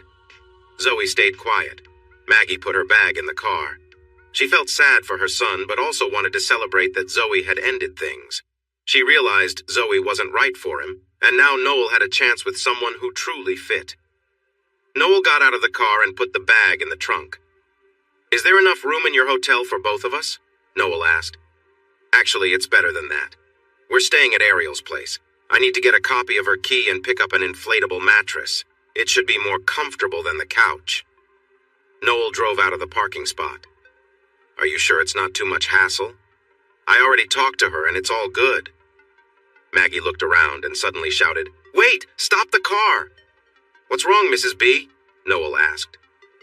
Maggie exclaimed, You've been sleeping in your car. Why would you do that?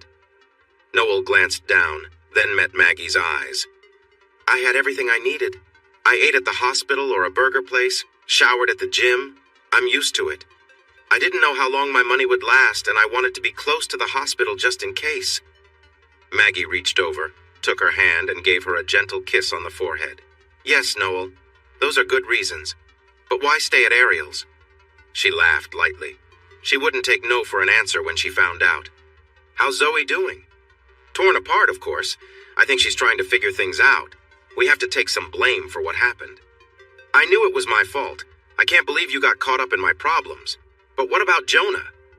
He's really struggling. You could see how sad he was. He asked me to leave. He's moving to a nursing home tomorrow and I want to check on him, but Noel, he'll need you. Please stay nearby. I'm not going anywhere, Mrs. B. I wonder if their parking lot is nice. Very funny. The next day, Jonah moved to the nursing home just 3 weeks after proposing to Zoe.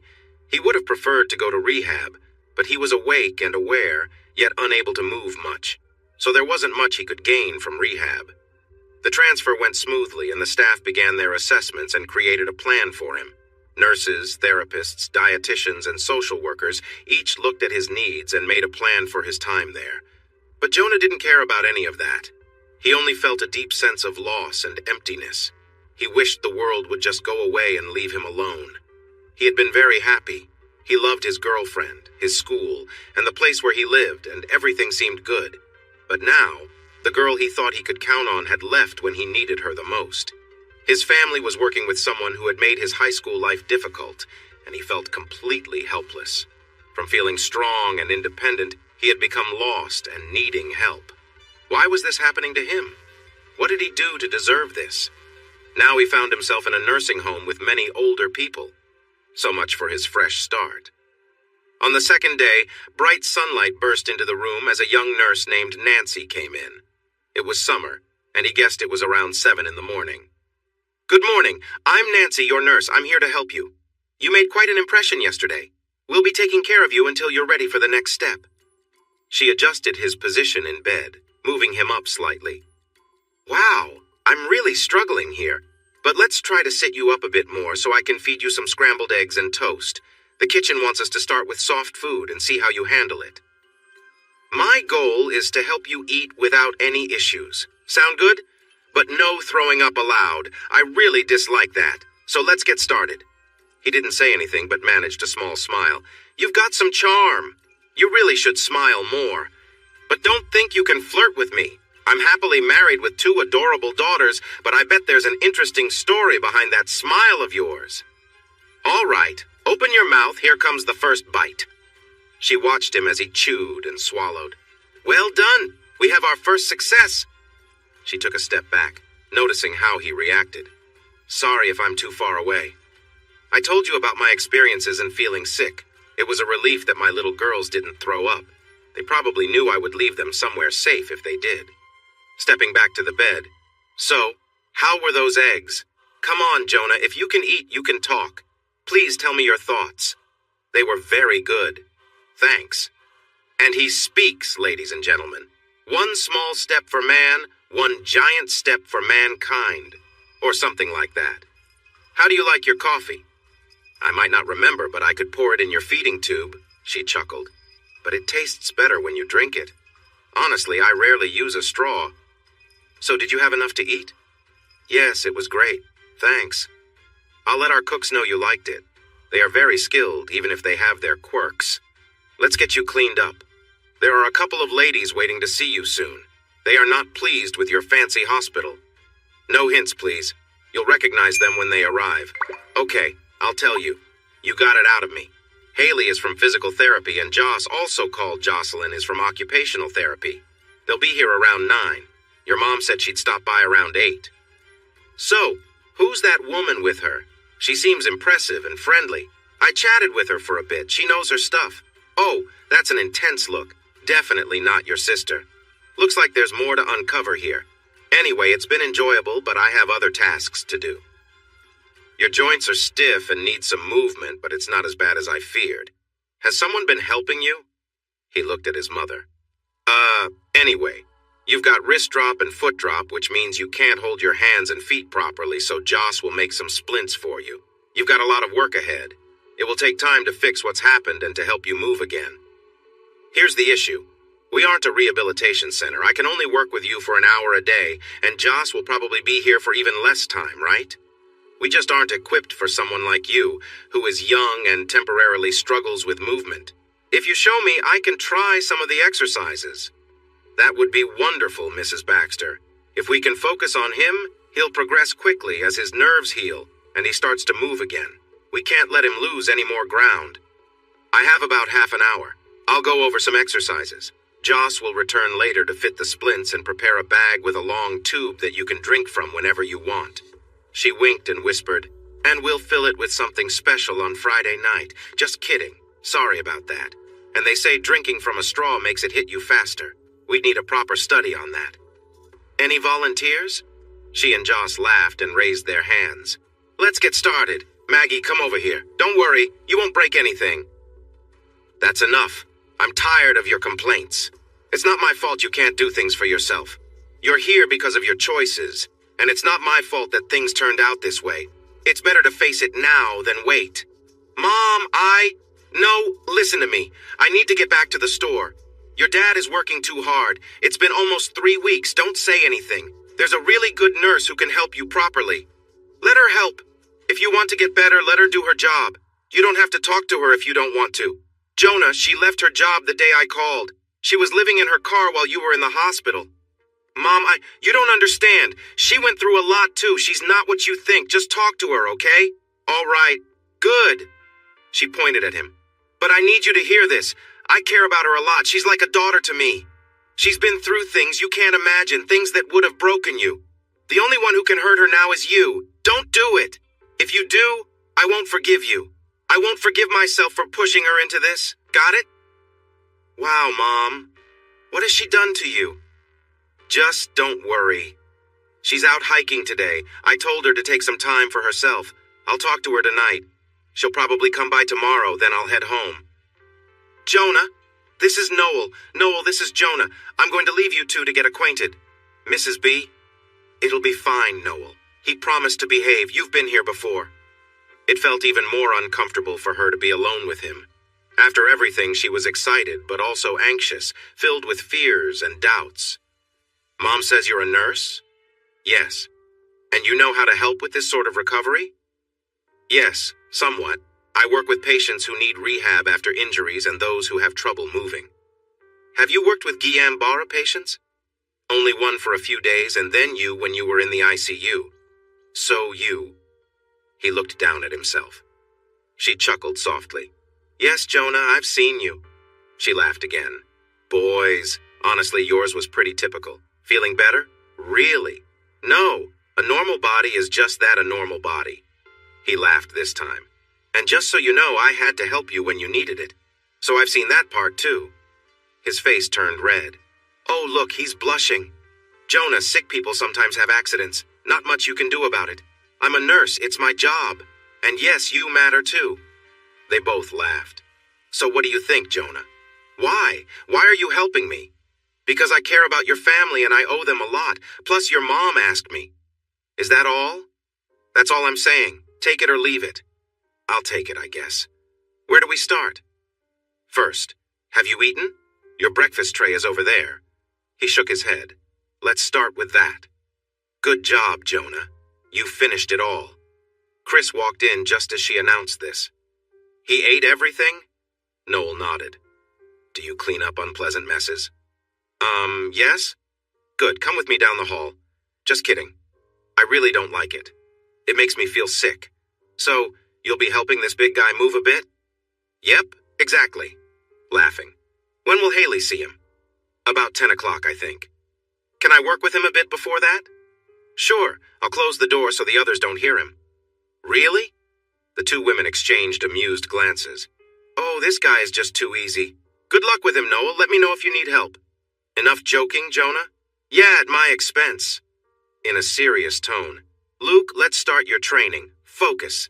Actually, let's adjust your gown a bit. The gown slipped down and she paused, her eyes glistening. You did that? Yes, I did. It was a tough time. Taking a deep breath. Let's see how far we can move your shoulder. Wow, it's tight. Just relax. Sorry, it's just something I always say. Jonah, Anyway, I'm going to push a bit and hold. It might feel a little uncomfortable, but shouldn't really hurt. Good, relax more and hold. Now let's rotate it this way and hold. Great. Now this way. You're doing wonderfully, Jonah. Let's take off the splint. Oh no, your wrist is stiff. It was getting better before. Well, before you were taken off the ventilator. The muscles underneath are stronger, so your wrist tends to droop. The splint helps, but we need to push a bit more. There we go. Let's get it closer to 90 degrees. Are you okay? Remember, pressure is fine. We don't want real pain. Now we've worked on both shoulders, elbows, wrists, and all your little finger joints. Next, we'll move on to your legs. And yes, I might see a bit more of you. How thoughtful. You're being careful. That's a good thing. She chuckled lightly. Let's put a towel here for your comfort, she said with a small laugh. All right, let's focus on your hips. Oh man, you're so strong. Let's take it slow. She positioned herself at the foot of the bed, carefully moving his legs to stretch them. Steady pressure little by little until his legs rested against his chest. She noticed Jonah glancing at her, and for a moment it made her blush. Normally she wouldn't even notice something like that, but this was different. It was Jonah. Okay, let's take a break, she said, stepping back. We'll focus on one thing at a time. Just then, Haley walked in. Hi, Haley, right? Noel greeted her. Haley nodded. I'm Noel. I've been helping out a bit here with Jonah. Hope that's okay. Maybe I can watch what you do and follow your lead throughout the day? That sounds great, Haley said. Let's start with his shoulder. It's been really stiff. Wow. Did you do this, Noel? Jonah chimed in. Yeah, she did. Did she mess it up? No, not at all, Haley reassured them. Actually, I'm impressed. I didn't expect this much progress so soon. You've really helped, but we need to keep at it. She continued, if you can help with his exercises a couple of times a day, that would be perfect. We're at a tough stage, but we're getting there. They worked together to move Jonah carefully, easing him into different positions. Noel followed Haley's instructions, feeling a bit more confident as the session went on. Later, Noel's friend Maggie flew back home, which was hard on both of them.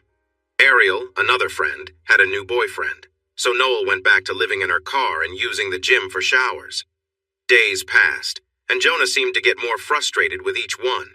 The progress was slow, and after 3 weeks of barely noticeable changes, Jonah started taking his frustration out on Noel. He complained constantly, saying everything she did was wrong. She wasn't stretching his muscles right, breakfast wasn't good, nothing was ever enough. One morning, after another round of complaints, Noel's frustration boiled over. Enough! She shouted, surprising even herself. Jonah stared at her, eyes wide. I've been giving up everything to help you. I quit my job, I'm living out of my car, and I'm doing everything I can, and all you do is criticize me. I've had it. I do everything for you, you know. You're just like my family. I'm back to being Cinderella, but honestly, you treat me even worse. As long as I took care of everything, they never complained. But you give me a hard time every single day, so forget you. You're officially worse than my difficult brothers. Congratulations. And stop smiling at me. Yeah, this is really funny. I'm taking the day off. I'm going hiking, or maybe I'll just find a quiet place and lay down. What kind of town doesn't have a train track? Maybe I'll find a bus. I don't know. See you tomorrow. And again, congratulations. You made me curse like my dad always said I did. I don't usually swear. Dang it. See you tomorrow and stop smiling. This is not funny. I should just punch you lightly. She grabbed her purse and hurried out of the building. Chris tried to catch her, but she was too fast. 4 hours later, she returned, and Chris watched her. "Nice choice of words there. Never thought. And I'm frustrated with you, too." They both laughed, and Chris gave her a hug. "You're sleeping in your car? I'm used to it. No big deal." She held her head high and went to take care of Jonah. "Sorry," was all she said, and he nodded in response. They acted like nothing had happened. He was better, but still not well. She understood his frustration and anger. It was exhausting for her. By the end of the day, all she wanted was to curl up in her back seat and cry. She would call his family, put him on speaker, and leave the room. But she could hear him complaining about everything, especially her. Maggie would call her later, and she'd say everything was fine. No problems. Getting along great. But Maggie knew this was tearing her apart and pleaded with her to hang in there a little longer. 3 days later, Noel finished feeding him lunch, cleaning him up, and changing his sheets. She had helped the physical therapist get him into a chair. He was making progress. His tubes were out, and she thought he'd be happy about it. But he seemed neither happy nor sad. The anger had worn her out, and she asked Chris to help her get him back into bed. Chris touched her arm and silently asked, "Are you okay? Can I help?" "I'm fine. No problem." Jonah was sleeping, worn out from his therapy. She sat by his bed, tired in body and mind. She rested her head on the bed, pulled the covers closer, and cried softly. "Lord, I know I usually pray only when I need something or want help, and I know that's not right. I should be thankful for all the good things in my life. My 2 families, my job, if I ever get back to it, all of it. I don't really know who you are, but I think you hear me. I hope you do. I need a favor. Please. I need you to help Jonah get better. Make him strong again, like in the story where the whale frees someone. He wants to do so many things, but I feel tired. I feel like I'm not doing things right. I want to be strong and supportive, to do all the right things." She tapped her fist lightly on the bed with each word. "You've helped me be brave and face everything. I am brave, except when he talks to me that way. It makes me weak. He is the only one that makes me feel that way. When he gets angry, I feel like I just fall apart. It hurts my heart deeply, worse than anything else. Each word stabs at me. It really hurts. I just want to run away and hide, but I can't do that. I can't leave him. I can't leave Mrs. B and Henry. I know that no one else could care for him the way I do." She sighed softly. "So please help me. Give me the strength I need to keep going no matter how it turns out. Please?" She didn't notice that he had stopped snoring and was watching her with concern. "Lord, I've always wanted to make him happy, but it feels like I mostly make him sad. My family often makes things harder for him. If we could just help him become like he was before, to hike and climb and do the things he loves, maybe then Zoe would come back and he would be happy again. Please help her see what she's giving up. He's not just any guy, he's the best. How could she leave him when he needs her? I could never have left no matter what. So maybe you could help her come back?" She took a deep breath. "I know this is a lot to ask, and I shouldn't ask for myself. I don't really deserve it. But if Zoe won't return, could you help him to love me just a little bit, or even more? Or if that's not what is meant to be, then please help me love him a little less. I felt this way since 3rd grade, and the emptiness in my life hurts so much. Sometimes it feels so heavy. Please. I'm sorry for asking so much. Thank you for listening." She buried her face in his blankets, trying to hide her sadness, when suddenly she felt a hand gently hold hers. She was surprised and lifted her head quickly. "Oh no!" She realized he was looking at her, and panic set in. "Jonah, oh Jonah, I'm so sorry.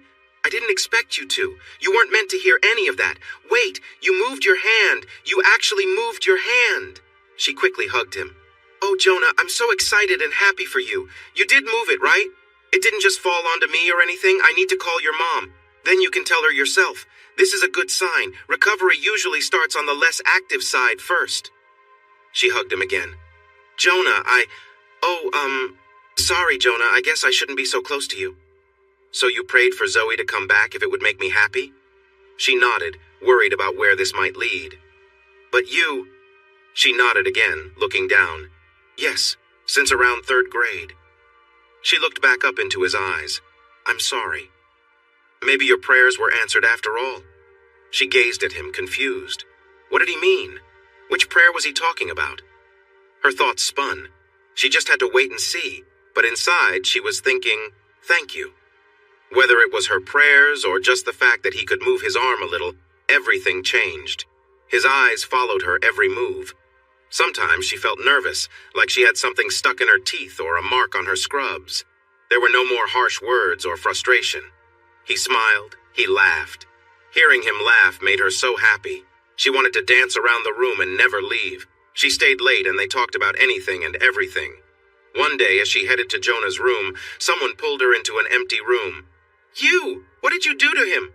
At first she was surprised, then she laughed. Chris, you scared me. Did you take him for some secret treatment? Are you putting something in his coffee? I'm getting a test done. This is serious. Just the power of prayer. You're being silly. They both laughed at that. She raised the head of his bed and noticed him looking down. Are you looking at my shirt, Mr. Baxter? He turned red. It looks nice. Can you do that again? She laughed. Why are you acting like that? Your mom would not approve. No, I think my mom would be very happy. Noel nodded slightly. But what's that mark on you? She froze. The smile faded as she remembered that night. Oh, it's nothing. Why are you looking so closely? No, really, it looks like a scar, and it's big. How closely were you looking? I guess I'll have to wear a shirt. No funny business while I'm around. Funny business? She pointed towards him. Oh, seriously, Noel, where did that come from? I can't tell you, Jonah. Please. No secrets. Tell me.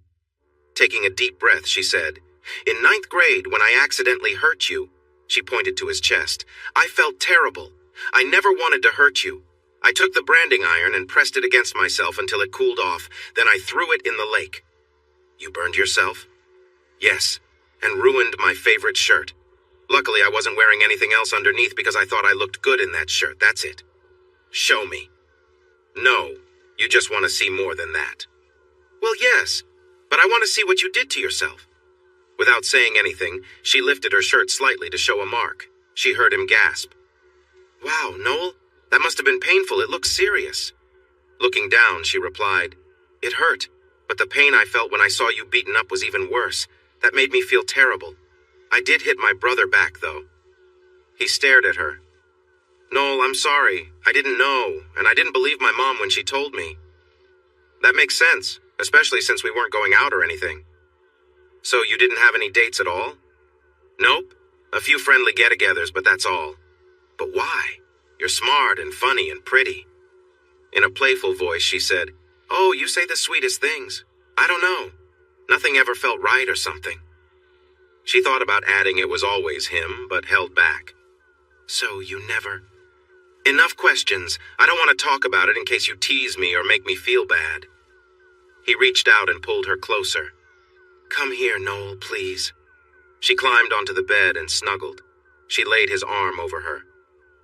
Noel, I need to say I'm sorry. I regret all the things I've said and done. I was wrong and not kind to you.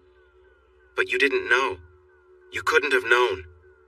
I'm still sorry, especially for the past few weeks. I wouldn't have made it through without your support. My mom was right. So, are you going to kiss me or not? Because I'd like to do it myself, but maybe I will. She kissed him gently. He leaned in, and for a moment she was surprised, having never really kissed anyone before. When their lips met, it felt nice. She made a soft noise. Then she wondered if she had done it right. She pulled back. Jonah, no secrets. I'm like that character from a movie. Which movie? Never mind. I've never really kissed anyone before. I know it sounds silly, but was that okay? Did I mess anything up? Please help me. It was amazing. I really enjoyed that sound you made. What sound? Oh, Jonah, you worry too much? Yes. Now be quiet and kiss me again. Let's make sure you've got it right. Ahem. Noel jumped off the bed and stood next to it. Chris, are you finished with the meal tray, Noel? Yes, we are done. Shaking her head, she said, It must be something strange. I want some for my husband. No, it's mind control.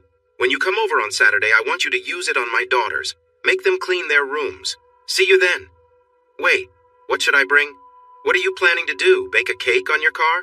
Wait, the girls like ice cream, right? I'll bring an ice cream cake. Don't spoil those kids, fine. A small one. Chris picked up the tray and left. How do you do it, Noel? You seem to make friends everywhere, like Ariel and now Chris. I guess I'm making up for lost time. I didn't really have any friends in high school. You know what they say, it's the journey that matters, not just the end point. What did you say? Our plans may not go as we expect. Just look at us. It's the experiences that count. Make today so wonderful that yesterday is jealous. What? Why are you staring at me? You're making me uneasy. Sorry, it's just what? Nothing. He started to recover more quickly. His feeling was returning, and he could begin moving his arms and legs. She let him try feeding himself. It didn't go so well except for toast or cookies. They grew closer, but they only shared occasional kisses. He wanted to do more, and she did too, but she worried that they might get caught, and she wanted it to feel relaxed and enjoyable. He was eager to exercise like he used to, pushing himself to his limits and then resting. He quickly learned that this wasn't effective. If he overdid it today, he wouldn't feel better tomorrow.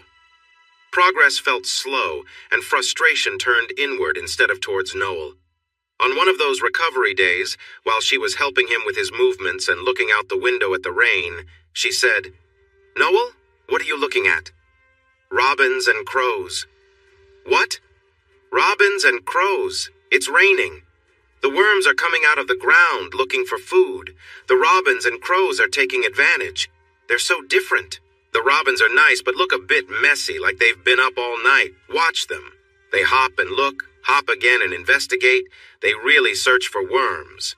Yes, and now watch the crows. They look sleek and shiny. They step forward and find a worm easily. They really have everything planned out. They don't waste any time or effort. Do you know why they are so clever?" No. I didn't know they would eat worms like that." "It's because they are really smart. Some people say they are as bright as chimpanzees or gorillas." "Really? No way. Their brains are tiny." "Well, actually, when you compare their brain size to their bodies, it's similar to a chimp's, maybe even bigger. Plus, crows have about the same number of brain cells, maybe even more than chimps and gorillas. The brain cells are just smaller to fit. They're clever. They watch you and understand you. Sometimes I find them a bit creepy," she chuckled. "Can you imagine if a little girl said, 'What does your mommy do?' And she answered, 'She counts bird brain cells.' That would be funny. Noel, how did you notice all this? I was outside all the time, but I never really looked. I spent a lot of time in my room watching from my window. There was so much to see. You could tell when something was wrong. If a hawk was nearby, the cardinals and other birds would hide and make warning sounds. A cat or snake? They would still be half hidden. People? They'd fly away high up into the trees. That's really impressive, Noel. It's all about the Ferdinand method." "What's that?" "You know Ferdinand the bull? He would stop to look closely at every flower and smell it. I don't suggest you do it like the Disney bull, but it's about enjoying the experience. Have you ever noticed when you're hiking, you can sense people coming before you hear them? Birds, especially doves, fly away when they see someone. Walkers are okay, but joggers really scare them. They get flustered and fly off, except in parks or cities where they are used to it. Maybe I should pay more attention to what's happening around me. You should pay more attention to me and follow what the physical therapy people say." 2 weeks later, he could sit in a chair most of the day, stand a bit, feed himself, and wash himself, sort of. He moved to the rehabilitation center, which changed things a lot. Noel was still close, but her role shifted from main caregiver to a supportive observer. She still helped him eat and with his exercise routines, but physical and occupational therapy took up most of his time. She felt uncertain about where she belonged. "Chloe, can I talk to you for a minute?" "Sure, I like your name, by the way. I'm not fond of mine," she smiled. "What's on your mind?" "I want you to know that you're in charge here. I want to learn, but I don't want to get in your way. You have your own methods, and if you think it's best for me to step back and just visit at night, that's okay. If you need me to do anything, just let me know." "No, you've been really helpful. He actually seems to improve when he knows you're nearby. Tomorrow I'm going to try him in the pool. Bring a swimsuit and you can help me." "What do you think?" "Sounds great. I'll go to the store. I hope they have what I need. It's summer, but we're already selling fall and winter items. She touched Chloe's arm. Thanks for your help. It really means a lot to me. I can use all the help I can get. He may be a bit smaller now, but he's still a good size. That way, Emma can do something else. We're about the same size, so I'll bring a suit for you just in case. Perfect. The next day, Noel quietly entered the bathroom, put on her new suit, and covered it with a bathrobe. She took Jonah and Chloe to the pool and removed her robe. Jonah smiled at her, but Chloe began to laugh loudly. Noel, where did you get that suit? It looks like something a grandma would wear. Striking a playful pose, she said, What? I heard that big, bright patterns are coming back in style. Yeah, if you lived 1,000 years ago, I might have to cancel today.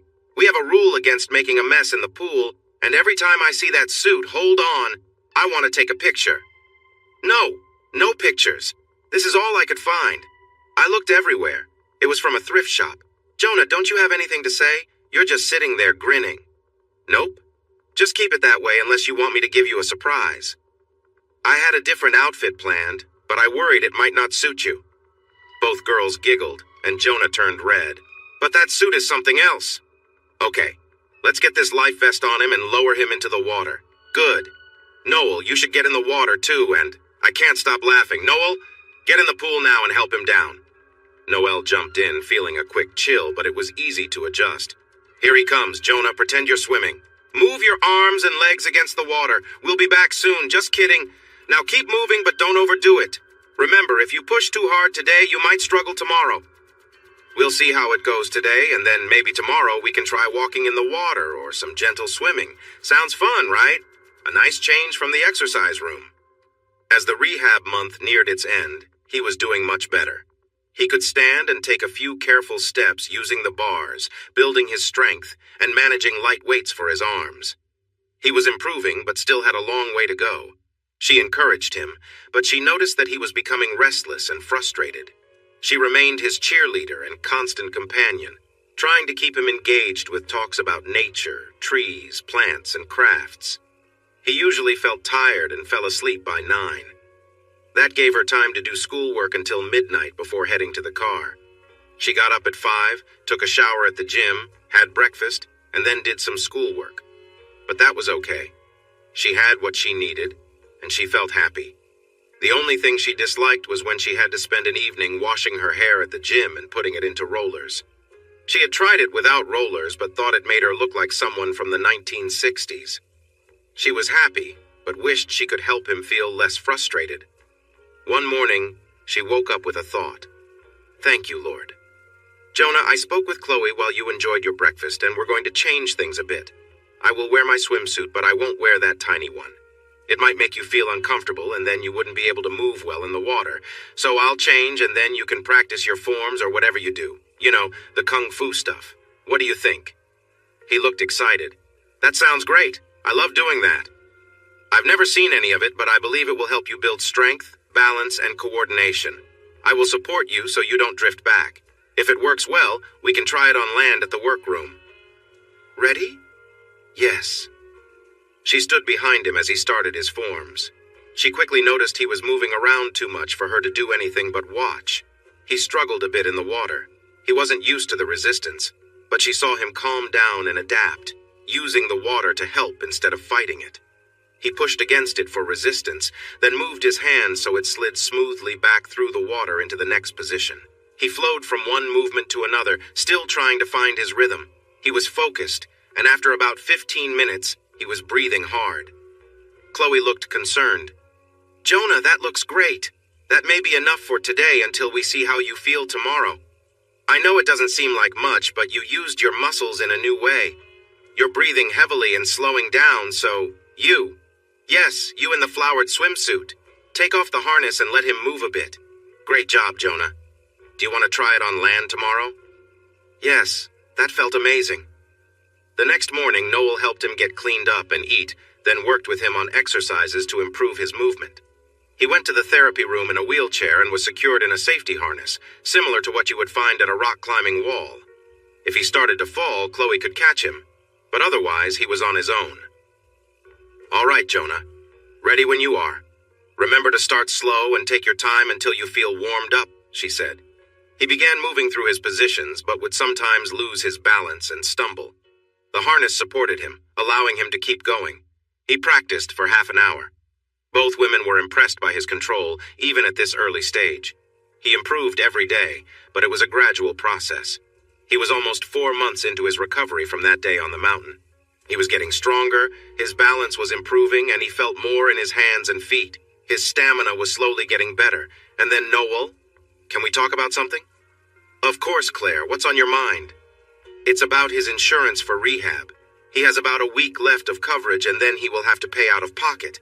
If we can't show he can pay, well, it won't be easy. It's not like how it is in a hospital. Oh no! He has been doing so well. What can we do? They are still willing to cover some outpatient rehab, but not a lot. Where will that be? Does it have to be here or can it be back home? He's still covered by his parents' plan, so setting it up back in Wilmington should be fine. That's great. Can you give me a day or so to see what I can arrange? Sure. How can I help? 3 days later, after dinner, Noel went to Jonah. Jonah, we need to talk. He looked as if he might get sick, like he had just received bad news. You've had enough. You're leaving, just like... Don't say that, Jonah. Sometimes you can be a bit clueless, just like my brothers. That's really something. She went to him and kissed him. I'm not going anywhere. You are important to me. I spoke with Claire from social services. Your coverage is almost up and we need to figure out next steps. He looked worried. You knew? Why didn't you tell me? What will I do? I have to leave. My family can't pay for this. But I'm not ready. I just started using that walker. Calm down and listen. You've made a lot of progress. Remember when you couldn't move at all? You went from a stretcher to a wheelchair to the pool to walking with support, and now you're even using the bars. That's impressive. Looking into his eyes, she continued, Your arms are much stronger now. Your hands are still a bit weak, but you can hold a fork and a pencil. That's better than what the doctor thought would happen. Maybe I don't need more therapy. I could just do it myself. With your help, of course. No, we definitely need therapy. The issue is that your muscles don't all get better at the same time, so your body might use the wrong muscles. I don't know enough to notice that, and you might not either. We need the therapist to guide us. It's the same for your arms and hands. We need to ensure you recover properly, not just in any way. Taking a breath, she added, We have choices. Remember the saying, come to me with solutions, not just problems. He shook his head in response. Not surprising. It was part of a nurse management course. We can apply for loans to pay for your treatment and continue to do what we're doing. It's not the best option, right? He agreed with a nod.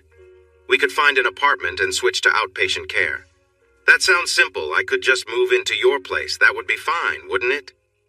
It would be great. But I actually don't have an apartment. We'd need to find one quickly. What do you mean you don't have one? Where do you sleep? She sighed.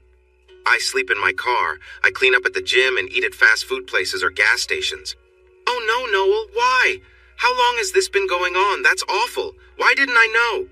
That's a lot of questions. It seems like you're getting a bit overexcited. Since Ariel started dating, I got tired of feeling out of place and hearing them all night, which was before you left the hospital. But I got used to it during nursing school for a semester, so it's not new. We can find an apartment and do outpatient care here. Or I can take you home. You can live there, and I can drive you to your appointments and help you on the days you don't go. What does Mom think? She is really excited. Chloe has spoken with a nearby outpatient facility, and they're ready to help you. I talked to your dad about clearing out the garage and installing some safety features around the house, like bars for support in the bathroom and other places, which we may need when you use a walker. But I can't go upstairs? Exactly. You can move into your parents' bedroom since it has the bathroom nearby, plus it's close to the kitchen and garage. They can stay in the guest room for now. No, I can't let them do that. Jonah, you'll really hurt your mom if you don't let her help. Please, let her support you. What about you? I'm still figuring that out. I have an apartment and will probably stay there. Your mom wants me to stay with you, but I would feel a little awkward being around. Besides, if we want to spend time together, she might notice how messy it gets. Of course. It's driving me crazy being in here with you so close. Really? Well, if I invited you to my place, would it feel less awkward? What do you think? Let's go home. What about my things here? I packed them all away because Zoe changed her mind. You should have seen how uncomfortable that was with her glaring at me the whole time. It was really unsettling. She wouldn't help at all. I had a feeling you'd respond this way, and my car couldn't handle a trailer hitch. So I traded it for a used Ray V4 that has a hitch and reserved a trailer to move your stuff. My things will fit in the back, too. I have pillows, blankets, and everything else you might need for the drive home. Wow, Noel. So are you in for this plan? Sure. I just feel a bit bad that I can't help much. About that, there's something tricky I want to ask you. Okay, what is it? We're checking out tomorrow morning, but instead of driving right away, I should have mentioned this before, and it's okay if you say no, but I've never asked anyone this before. Noel? All right. I got a motel room, and I was wondering if we could go on a real date like dinner and such. Of course, that sounds nice. I know a great place. And then maybe you and I... Oh, never mind, I can't even say it. Maybe we could just spend more time together. I don't know, Noel. I've been thinking of waiting until I'm married for that.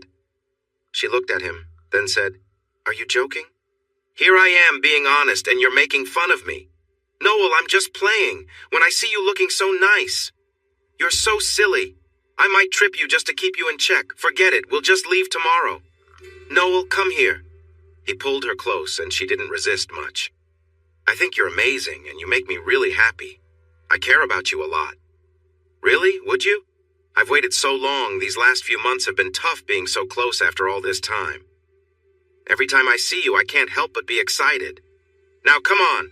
We both know you're not that over the top. Hey, that's mean. It's hard to keep my distance from you. Can we leave tonight instead? Tonight? No. I'm really excited, but I need to handle some things first. I love you so much. But Jonah, I'm a bit unsure about what to do. You need to guide me and no teasing, okay? Let's take our time. I promise. I mean, I've read about things and seen some videos, but some of it seems a bit too much. And I don't want to be seen in a bad light, even though people have said things. But if that's how adults connect, I guess I can try. Relax, Noel. That's not how everyone does it. You'll do just fine. I know it. Okay, so it's settled. Give me a kiss. I have to study for a test, and we'll see you in the morning. Well, actually, I still have to pick up my car, get the trailer, collect our things, and grab some food and drinks. Just take it easy, Noel. I've never seen you so nervous before. I just don't want to let you down. You won't. Relax. Take some deep breaths. Knit a bit and find your calm spot. That's what helps, right? Yeah. How'd you know? I'm not as clueless as your brothers. Oh, Jonah, I didn't mean... He kissed her gently. Go on, Noel. See you tomorrow. Jonah, I love you so much. Go, Noel. Focus on your studies and get some rest. The next day, they met around noon, finished the paperwork, and packed up his things. She helped him into a wheelchair and wheeled him out to the car. Getting him into the SUV took some effort, but it wasn't too bad. They drove to the motel where she had prepared a room for him. She set up the wheelchair again and helped him inside. It's nice, he said. No, it's not, she replied with a laugh. It's not the best place, but it's the only one with easy access for the wheelchair. I hope it's okay. It's perfect because I'm here with you, Jonah said, smiling. He stood up and held out his arms. She walked over, and he gently brushed a strand of hair away from her face before kissing her softly. She hugged him tightly, and they stayed like that for a moment, just holding each other. Jonah chuckled. There's that little sound you make again. Get used to it, she teased. You might hear it a lot. They sat down together on the couch, sharing a quiet, tender moment. There was no rush, just a sense of peace and closeness. He knew it was her first time in so many ways, and he wanted to take it slow. After a while, they sat side by side, enjoying the comfort of being near each other. The connection between them was deep, and they didn't need words to understand how much they cared for one another. The day passed peacefully, and they were content just being together. Noel hugged him tightly, her body trembling for a moment before going still. Noel, you're amazing. Really? Am I okay? More than okay. But maybe we should move to the bed. I'm not too sure about this couch. She laughed. Yeah, me either. Here, let me help you. She steadied him with one hand, leading him towards the bed. They lay down together, close and comfortable. He kissed her gently, and she relaxed into his embrace. They stayed like that for a while, savoring the closeness, the warmth between them. The connection they shared felt new but strong. There was no rush, just an understanding between them that everything was all right. "Should we keep it simple for now?" Jonah asked, breaking the silence with a soft smile. "Yeah," she agreed, still a bit nervous but more at ease now. "Let's take it slow." They continued to share soft kisses, letting the moment stretch out. The atmosphere was one of care and mutual respect, with no need to hurry or worry. Everything felt right, and they were content just being together, enjoying the peace and quiet that came with their closeness. As time passed, their laughter and light conversation filled the room.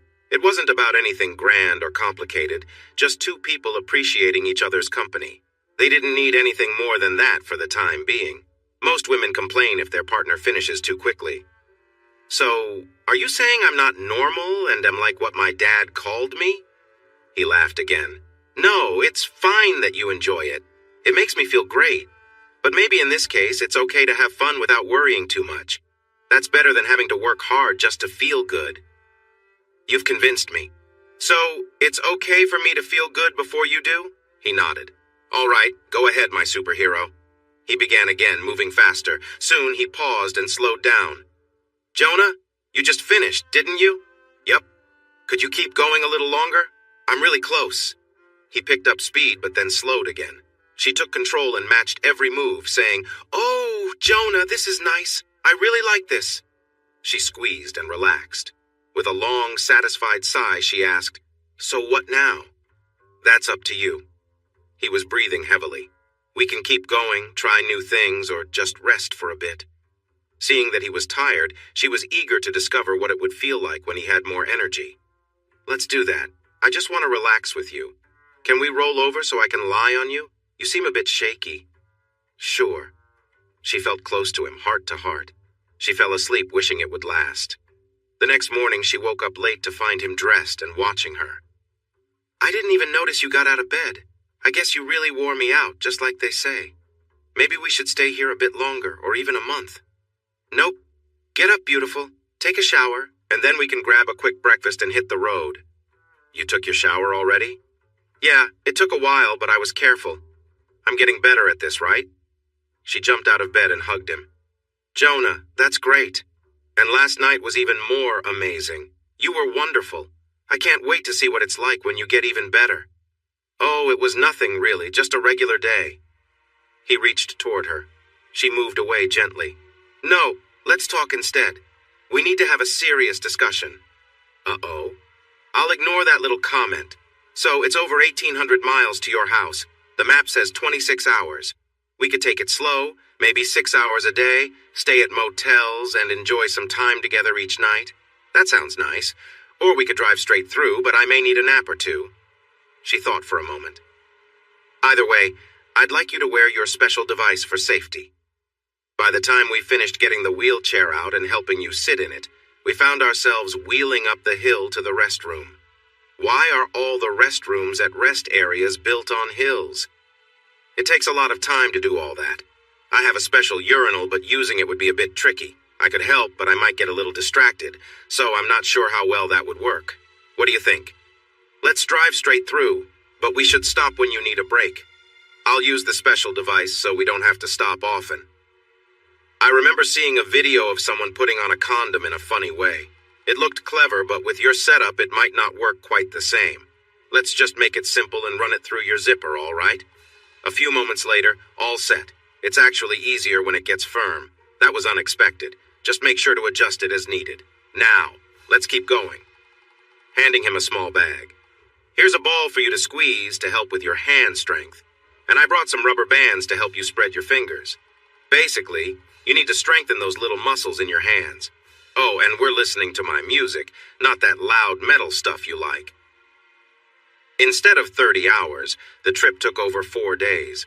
She learned he needed to get out of the car to stretch his legs, otherwise he would start feeling discomfort. But that meant 3 extra nights at a motel. They spent 3 nights snuggled together. Each night they tried something new, but he was often too tired, so their moments together were short. She didn't mind, they were just happy to be together. When they finally pulled into the driveway, his family rushed out to welcome him. He carefully stepped out of the car and steadied himself as his mom hugged him tightly. "Oh, Jonah, it's so wonderful to have you home." She gently stroked his cheek. "You look great. Come inside, I've made a cake and some sandwiches for you." His dad joined in with a hug, too. "Let's get you inside." She started leading him toward the steps, but he wobbled and nearly fell. "Mom, wait, I can't." Maggie gasped, covering her mouth. "Oh, darling, I'm so sorry. I didn't mean to almost pull you over." "It's okay, Mom. Noel does that sometimes, just for fun." Just then, Noel arrived with the wheelchair. "Only when he deserves it. Here, Mrs. B, let's get him into the chair. Henry, could you open the garage door? I'll help him up that one step. Henry, you push your son upstairs. I need to greet Noel." She turned and pulled Noel into a warm hug. Noel could sense she was crying and hugged her back. "Noel, I can't thank you enough. He looks wonderful, and I know it must have been tough for you." "No, Mrs. B, it was." "That's not right. Forgive me for saying so. You have given everything for our family. Thank you. You're even better than a daughter. I bet you're tired after 4 days of travel." She nodded. "Yeah, I am a little tired. I should go help Henry. We have a lot to discuss." "Did you know?" She nodded again and received another hug. "Oh, I'm so happy for you both. And for me too. Welcome home. Jonah, are you sure this is a good idea? It's been almost a year since you got sick, and I think it's great we came to Colorado to visit your old favorite places. I love it here. It's so beautiful, so different from the East. Honestly, I didn't get to see much during my last visit. Just a few short hikes because someone kept me busy all the time. But those mountains, I used to love the Appalachians, but these are something else. Ever since I came here to help you, it feels like such a long time ago, yet also like yesterday. Strange, isn't it?" Looking concerned. "But it's 5 miles up, and look at all the snow up there." "It'll be okay, Noel. I'll take my time, and if I feel too tired, we can turn back. It's all downhill from there, and you can help me if I get too weak." "Dream on. That's not happening, you goof. So we stop if you feel even a little tired, okay?" "Sure, Doc. Whatever you say. But what about your feet? They might still be a bit numb. What if they're getting cold and you don't notice? It's still pretty chilly." "Noel? You're right. Sorry about that. It's above freezing and the trees have leaves. What's the worst that could happen? My toes might change color and fall off? No problem. I don't care much about toes anyway. So let's go." Suddenly stopping. "Wait, do you hear that?" "Hear what?" "That soft buzzing sound. Where are those little guys?" "There they are." A small group of birds flew around and landed in a tree nearby. Waxwings. Waxwings? Birds, nature lover. They look a bit like cedar waxwings. They are really cool. They sit like they're royal or something, all neat and tidy. Then they suddenly start chattering and flitting around. They fly this way and that before landing again in a group. Then off they go to somewhere else. Awesome. Look at them go. How do you know all this, Noel? I used to spend my time at the park and the lake to avoid going home. Nature and its creatures were my friends. He hugged her, and they shared a quick kiss. They had walked nearly halfway up when she stopped. "Jonah, look at those aspens. They are all twisted and strange. We need to check them out. What could have happened to them? Come on." She ran into the grove and began feeling the smooth, twisted trunks of the trees. They were hurt but still full of life. "An avalanche did this, Noel. Look up. The snow builds up and slides down the hill. See how it has knocked down the trees above? They really picked a bad place to grow." She hugged the biggest tree. "But they never gave up. Hard times came and they kept on growing. That's amazing." "What are you doing with that tree?" "This one is the mother. Aspens make seeds, but mostly they spread by sending out roots for new ones to grow, like blackberries and raspberries. These are all her babies. Good job, Mama. Can we sit by that rock and just feel them for a while? Maybe she'll let me take one of her babies to raise at home." They settled down, hidden from the road when Noel saw 2 doves rush past through the trunks. "Shh, someone's coming. Be quiet." "Noel, how do you—" "Shh. Come on, Slowpoke, we have a place to reach. No dawdling, well, except give me another quick kiss. Eric, I love you so much. I can't believe you asked me to marry you in the parking lot at our favorite trail. It's about time. I was just about to ask you." From behind the rock, they could hear soft sounds. "And this ring, Eric. It's the most beautiful thing ever. I have never loved someone as much as I love you. It's magical. We're going to be so happy. Adventure, travel, and places to explore. We're starting together in Idaho. Incredible. Oh, I love you. I feel like I'm floating up the mountain. Now let's get to the top. You can see everything around you, all the mountains and snow. And then, my friend, we're going to have our story. What did you do the day you got engaged? Such a great tale. More sounds nearby. No, Eric, not yet. When the time comes, I want to be the one leading. You can just enjoy it while I show my gratitude. Plus, with all this snow, I might need to layer down a bit. Hurry up, let's go. I'm already excited just thinking about it. Oh, Eric. Okay, stop. Save it for the top. Noel recognized the voice and placed her hand gently on Jonah's, squeezed it, and rested her other hand on his chest. He pushed back gently against her hand. She felt tears forming just thinking about how he must feel, and she leaned against him. Once the couple moved up the trail, she said, "I'm sorry, Jonah. That must have been really tough. Is there anything I can do? Should we head back down?" Tough? Yes. Those are nearly the exact words she said to me. Brings back a lot of good and bad times, abandonment. But it seems she's better off, and looking at Noel, I'm so much better off now. I guess I didn't mean as much to her as I thought. Just a stepping stone. Looks like my mom wasn't too thrilled about things. Jonah, can we talk for a minute? If Zoe goes to Idaho, I found out some things. Oh no. Nothing bad, but have you thought about living here or nearby? Sure, but awesome. I did some research. I spoke to your school and you could start your 4th year next fall and finish your degree. You've worked hard, so it would be a shame not to see it through. I also talked to Ariel, and the hospital is looking for nurses. What about my parents? They actually want to change. Someone's interested in buying the bakery so they can sell it there and open one here. There isn't a bakery in the whole county, and I found some good locations on Main Street. We'd have to check them out, but it looks promising.